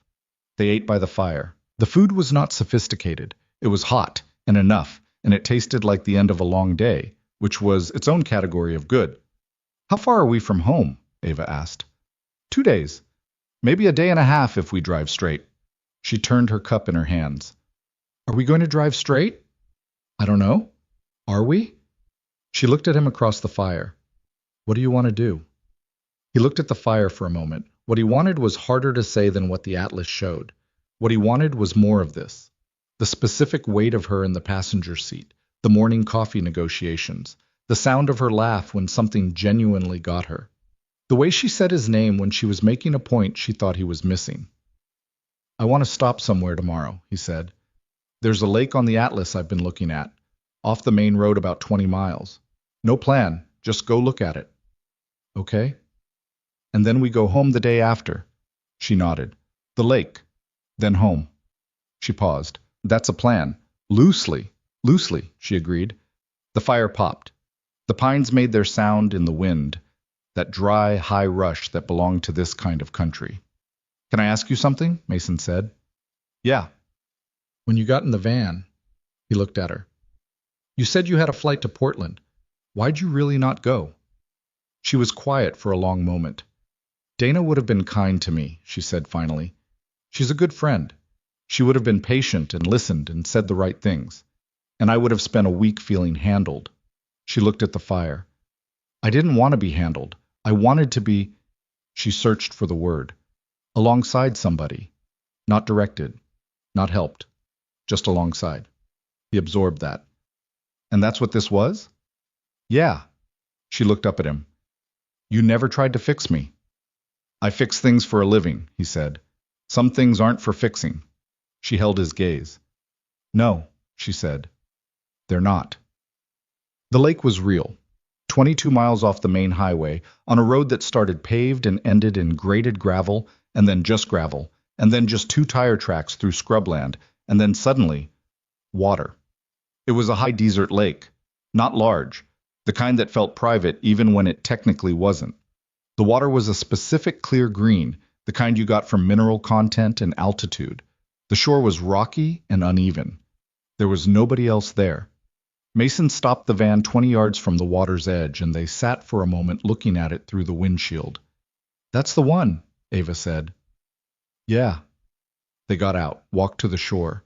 The ground was rough under their feet, the rocks rounded and smooth from old water action, the kind of geology that implied the lake had been something much larger once and had been drawing inward for centuries. Ava crouched down and put her hand in the water. Cold, she said. Always is at altitude. She straightened and looked out across the surface, which was completely still. No wind down here, the surrounding hills providing shelter. The reflection was near perfect. The clouds overhead doubled in the water. They stayed for 3 hours. Not doing anything remarkable. Mason found a flat rock and sat on it and watched the water and thought about the drive home, about Lily coming back from the coast, about the things on his list that had been accumulating for months. He thought about them differently than he had been. Not with the low-grade dread he'd gotten used to, but with something closer to ordinary problem-solving. Things to do. He'd done harder things. Ava walked the shoreline for a while on her own. Not far, just moving, picking up rocks occasionally and turning them over and setting them back. He watched her and didn't feel the need to do anything about it. After a while, she came back and sat beside him on the flat rock. I don't want to go back, she said. I know. Not in a running away way. I mean, I'm ready to go back. I know what I need to do. I just don't want... She stopped. This to end, he said. Yeah. He looked at the lake. It doesn't have to end. She looked at him. We live across the street from each other, he said. That's a very short distance. That's true, she paused. Is that what you want? I want to figure it out, he said. I don't have a plan. I told you I don't have a plan. But I don't want to get home and go back to being the guy across the street who you wave to when you're checking your mail. She laughed, a real one, full. I do not wear blazers to check my mail. You absolutely do. That was twice. There were circumstances. He looked at her. She was lit by the afternoon sun and the reflected light off the water, and she looked like a version of herself that had been there all along, underneath all the controlled efficiency and the CEO bearing and the careful distance. Someone who got surprised by her own laughter. Someone who ate gas station food without complaint and drove his van through open desert and put her hand in cold lake water because she wanted to know how cold it was. Ava. He said her name the way he had that first time in his driveway, like a question, but a different question now. She turned to look at him directly. I don't know what this looks like when we get home, he said. I've got Lily and the schedule and the work and all the things I can't just step away from. You've got the company and the team and things that are bigger than both of us. He held her gaze. I'm not offering something simple. I'm not asking for something simple, she said. I've had simple. Simple was the relationship I stayed in for 2 years past when I should have left because it was uncomplicated. She looked at him steadily. I'd rather have real. Real's a mess, he said. I know. Real has my ex-wife in it, and Lily, who you'd have to actually meet, and she's going to have opinions. I can handle opinions. And my truck has a check engine light. Mason.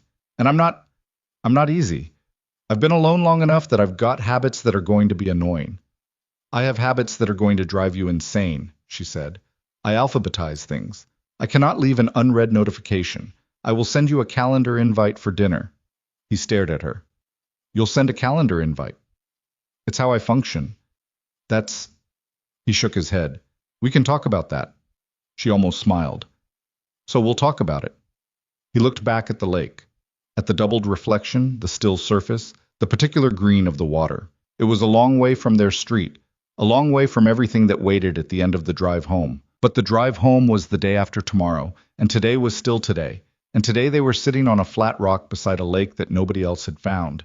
And the air smelled like pine and mineral water and the faint sunscreen she'd started wearing since the first desert day. Yeah, he said, we'll talk about it. She leaned against his shoulder and he let her, and neither of them said anything for a while. The lake held perfectly still, the reflection in its surface clear and undisturbed, the clouds moving overhead so slowly it was hard to tell they were moving at all. The drive back to camp that evening, they stopped for gas at a small station at the base of the hills. Mason filled the tank while Ava went inside. She came back with 2 bottles of cold water and a small packet of crackers, and as she climbed back into the van and shut the door, she said without prelude, I called Dana. He looked at her. Yeah? Told her I didn't make the flight. She said she'd figured. Ava opened her water. She asked if I was okay. What did you say? She looked out the windshield at the highway ahead of them. I said yes, and I actually meant it. She paused. That's been a while. He started the engine, pulled back onto the road. The evening came in stages the way it did in this country. Light going gold, then long, then the sudden drop toward dark that left the sky blue-black and full of possibility. Mason drove and Ava rode beside him, and behind them the toolbox rattled slightly, and the cooler held what was left of their supplies, and the sleeping platform waited, and the foam divider sat in the cabinet, not because it was needed anymore, but because it was there, and things that were there didn't need to be explained. The road unreeled ahead of them. 2 more days of it, then familiar streets, then the hard and ordinary work of figuring out what came next. He didn't have a map for that part. He had a bad check engine light, a furnace that was dying, a list of things to do, and a daughter who was going to come home from the coast and have opinions about everything. He also had Ava Sterling in the passenger seat, her feet on his dashboard, her window cracked to let in the evening air, watching the darkening landscape with the expression of someone who had stopped bracing for impact. That was not nothing. He was starting to understand, the whole point. They were 40 miles from home when the van broke down for the last time. Not dramatically. Nothing exploded, nothing seized. She just slowed. A gradual, reluctant deceleration, like something had decided it was done and was going to take its time about saying so. Mason guided her to the shoulder with the quiet efficiency of a man who had been waiting for one more thing to go wrong and had not been surprised when it finally did. He killed the engine. Sat. Same belt? Ava asked. Different problem. He'd heard the sound change in the last 10 miles. A deeper knock that he'd been hoping was road noise and increasingly knew wasn't. He got out. Popped the hood. stood over the engine with his hands on the edges of the engine bay, and looked at what he already suspected: fuel pump. The symptoms were there if you knew to read them. The way the power had dropped incrementally rather than suddenly, the engine starving instead of failing. He'd replaced this pump 14 months ago. The replacement had apparently decided 14 months was enough. He stood there for a moment.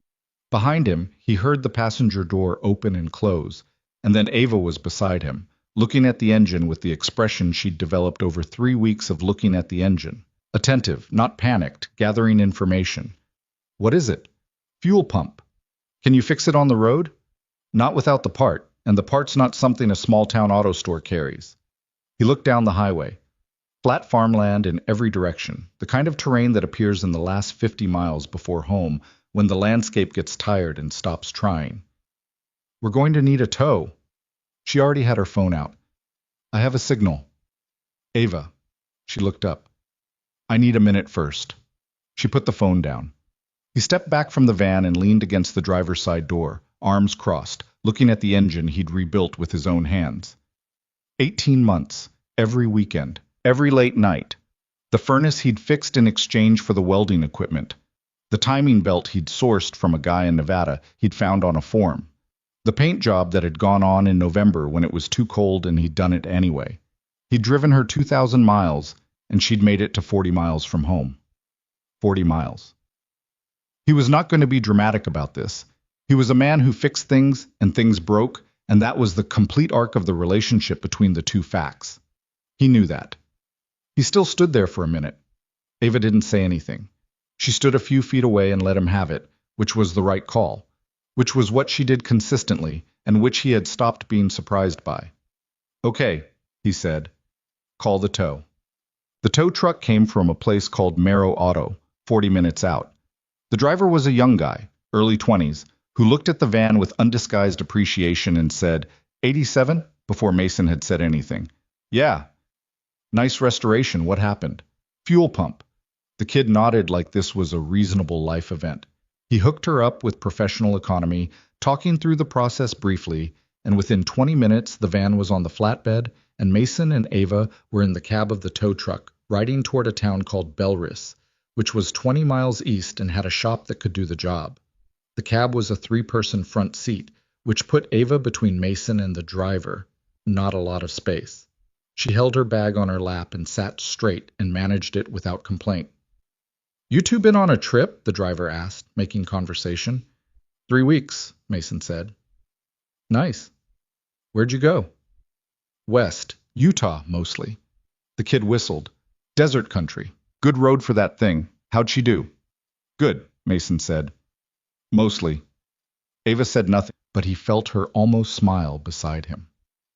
The shop in Belris was family-owned, the kind that had a waiting room with 3 chairs and a coffee maker from approximately 2003, and a stack of automotive magazines that nobody had updated since before the magazines stopped mattering. A man in his 50s named Carl looked at Mason's description of the symptoms, confirmed the diagnosis in 4 minutes of engine examination, and told him the part would be 4 to 6 hours. 4 to 6 hours. 40 miles from home. Mason called Dave while Ava walked outside. The conversation was short, he explained. Dave said he'd send someone with the part from his supplier since it was faster. Mason said he'd owe him. Dave said he already owed him, and this was fine. 45 minutes on the part. He hung up and found Ava sitting on a wooden bench outside the shop, face tilted up toward the afternoon sun. Her eyes were closed. The turquoise bracelet was on her wrist. The bag that had been half unzipped when she first walked across the street was sitting between her feet, fully closed now, slightly battered from 3 weeks of van living. He sat beside her. 2 hours, maybe less, he said. My boss is sending the part. Okay. He leaned back against the wall of the shop. The afternoon was warm without being hot, the kind of late summer warmth that was already thinking about autumn. A dog was sleeping in a patch of sun outside the hardware store across the street. You know what's strange? Ava said, eyes still closed. What? I'm not annoyed. 3 weeks ago, this would have sent me into a spiral. The schedule, the lost time, the dependency on someone else's timeline. She opened her eyes and looked at the quiet street. Now I'm just here. You've been recalibrated, Mason said. I've been something. She looked at him. You hungry? Yeah. There's a diner 2 blocks up. I can see the sign from here. He looked. She was right. Okay.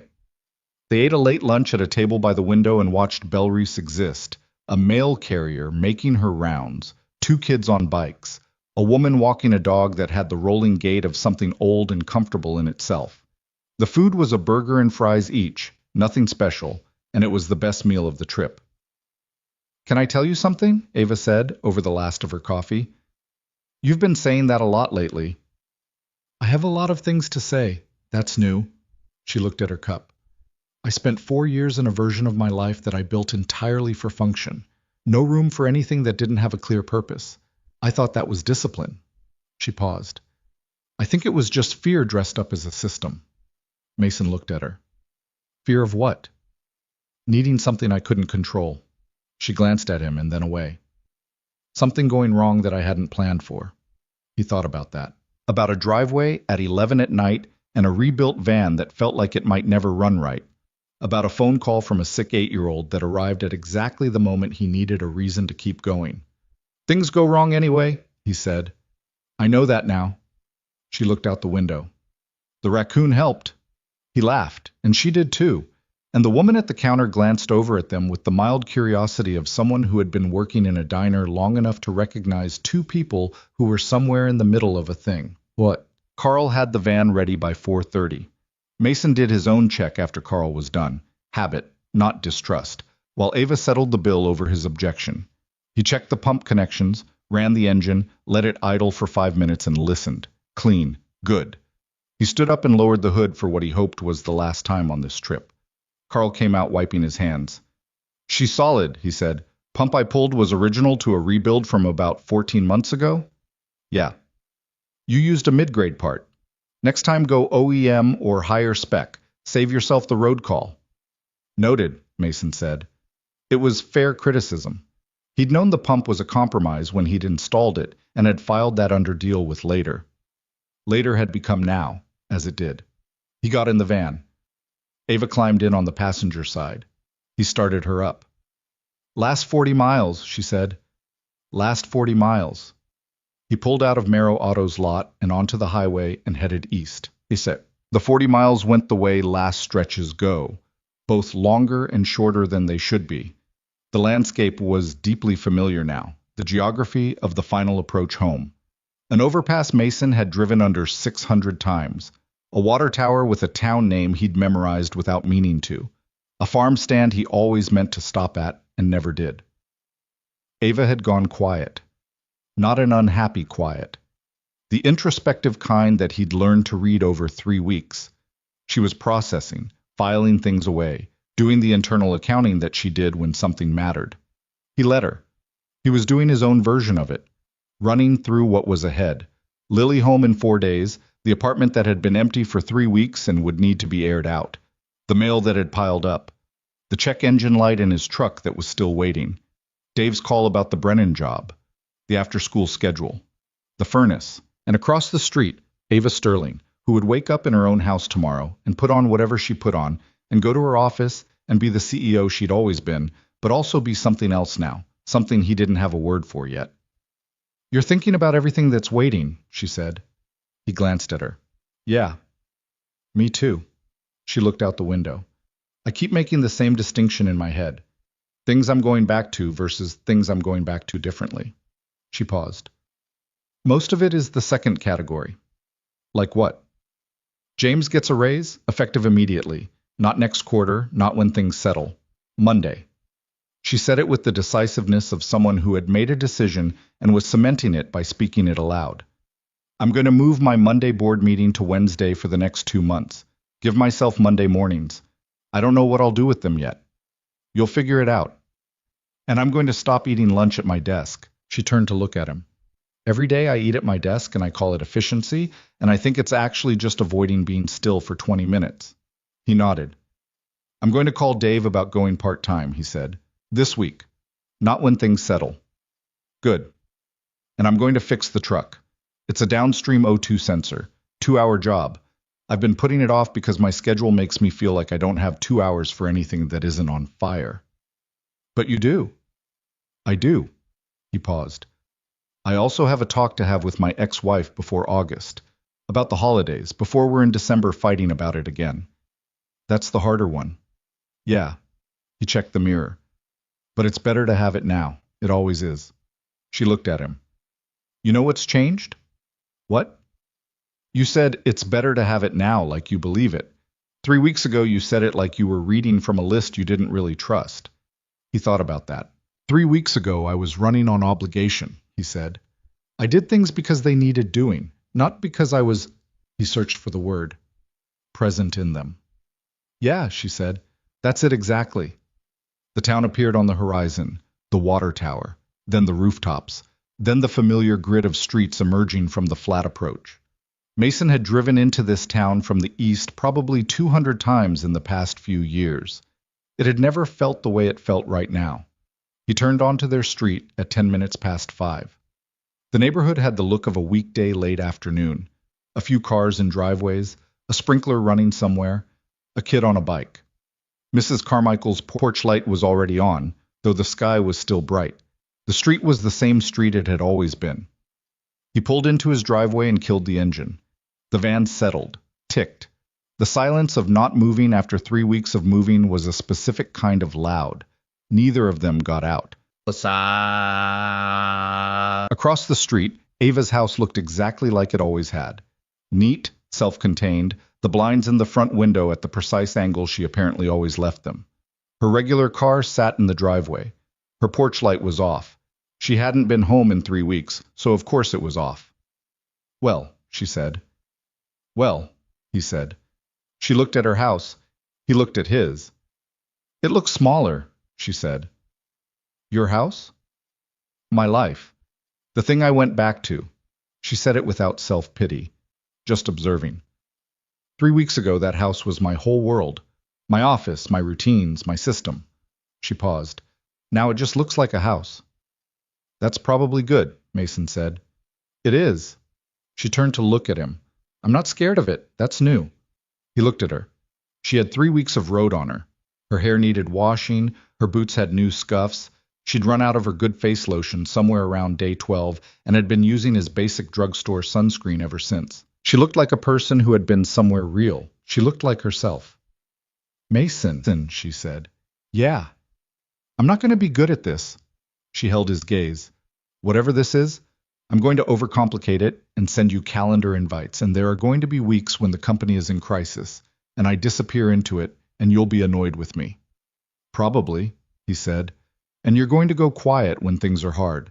I've watched you do it. You go internal and stop talking, and I'm going to find that maddening. Also probably, he said. She looked at him. So we agree it's going to be a mess.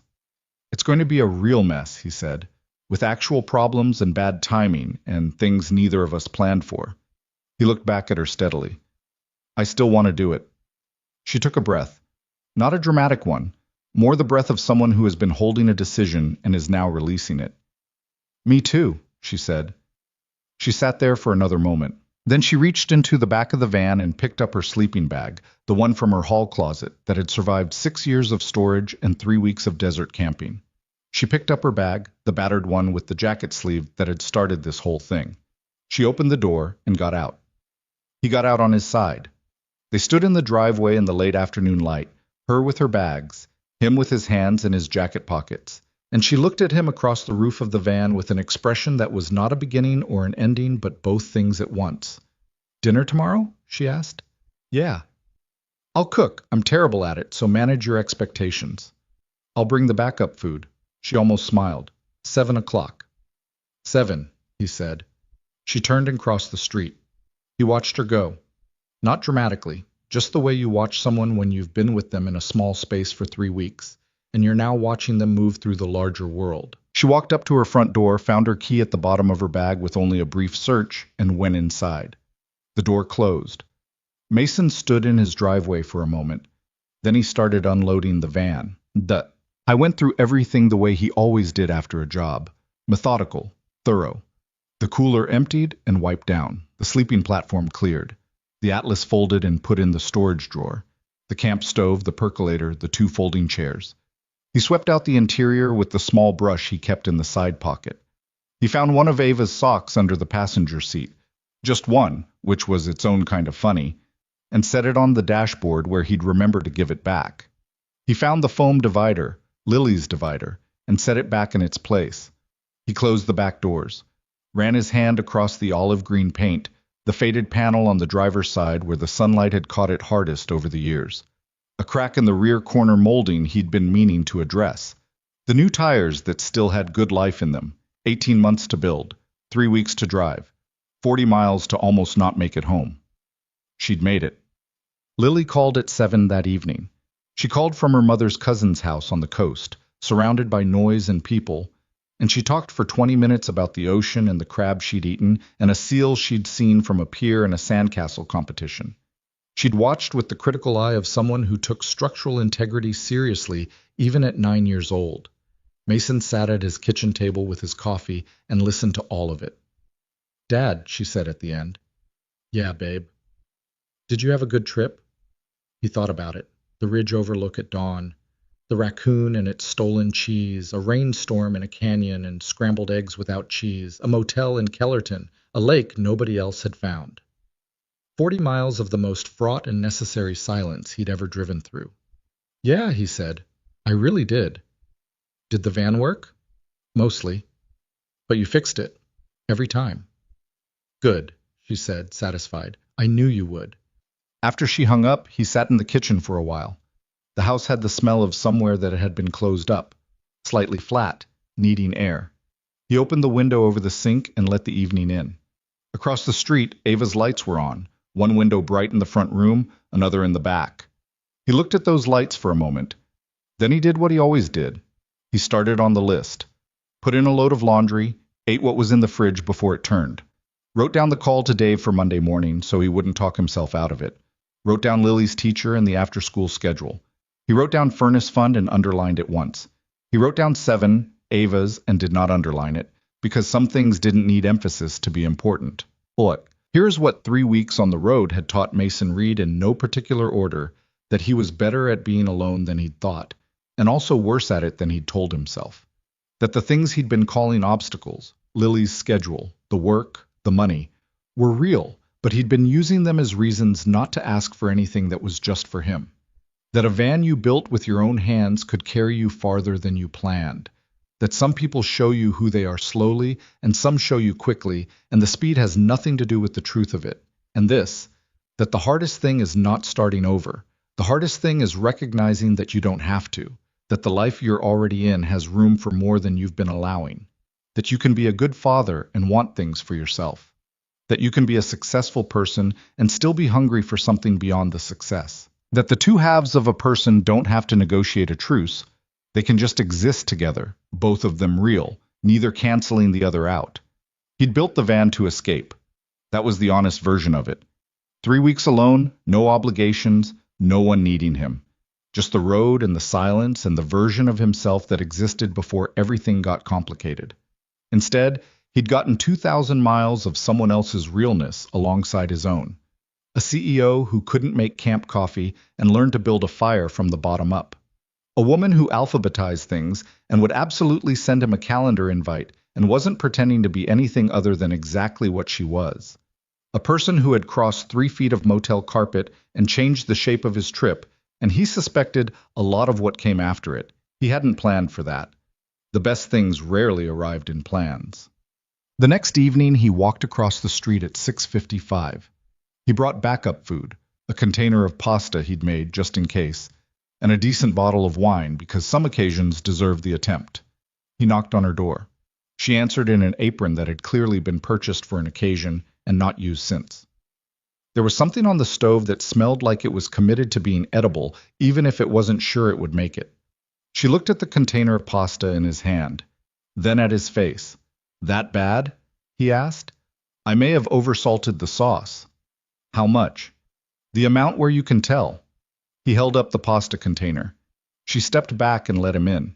Her kitchen was exactly what he'd expected. Clean, organized, a spice rack in alphabetical order, the expensive espresso machine she'd mentioned gleaming on the counter, and a pot on the stove that had through some combination of ambition and misjudgment, become something they were going to deal with together. He set the pasta on the counter, looked at the pot, tasted the sauce off the wooden spoon she handed him. Okay, he said. That bad? It's recoverable. He looked around her kitchen. You have cream? In the fridge. Cream and a little pasta water cuts the salt. It'll be fine. She stood back and watched him work for a moment. The easy economy of someone who had been cooking by necessity for years, making adjustments without drama. Then she uncorked the wine he'd brought and poured 2 glasses and handed one over. Thank you, she said. For the pasta? For not making it a thing. She looked at him. I wanted to cook for you. I was bad at it. You're fixing it without acting like it proves something. He looked at her. Why would it prove something? I don't know. She held her glass. The men I've dated have had opinions about competence.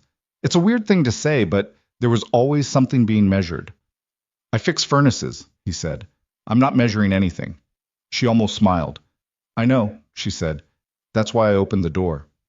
They ate dinner at her kitchen table, the recovered pasta sauce, which was genuinely fine, and the bread he'd found in her cabinet, and the wine.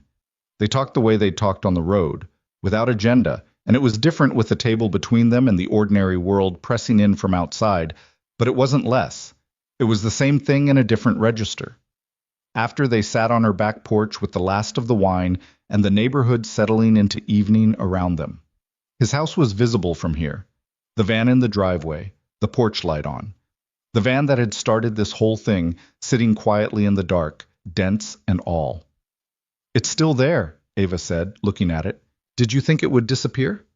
No, I keep expecting to look and find out it wasn't real. The trip. She looked at her glass. That it was some kind of pressure valve that made everything feel bigger than it was. And? She looked at him. It was real, she said. All of it. He looked at her looking at the van, at the woman who had climbed into his escape plan and turned it into something else, who had eaten bad coffee without complaint and paid for groceries without drama, and kissed him in a Kellerton motel while a storm worked itself out overhead, who had stood on a flat rock beside a high desert lake and said, I'd rather have real. Yeah, he said. It was. The night settled around them. Not perfectly. There was a neighbor's dog and a car alarm 2 streets over that went off for 30 seconds and then stopped, and the particular suburban noise of a Tuesday evening that had nothing cinematic about it. Real things rarely did, but they sat there together in the ordinary night, and that was enough. More than enough. It was, in the way that mattered, everything. There are people who spend their whole lives waiting for the right moment to begin, the right circumstances, the cleared schedule, the guarantee that it won't go wrong. And there are people who understand, usually through some combination of loss and luck and a van that breaks down 40 miles from home, that the right moment is almost never the one you planned. It arrives sideways, in the form of someone you didn't expect, asking an impulsive question at 5 in the morning that changes the direction of everything. You can say no to that. People do. Or you can move your Atlas to the back seat and make room.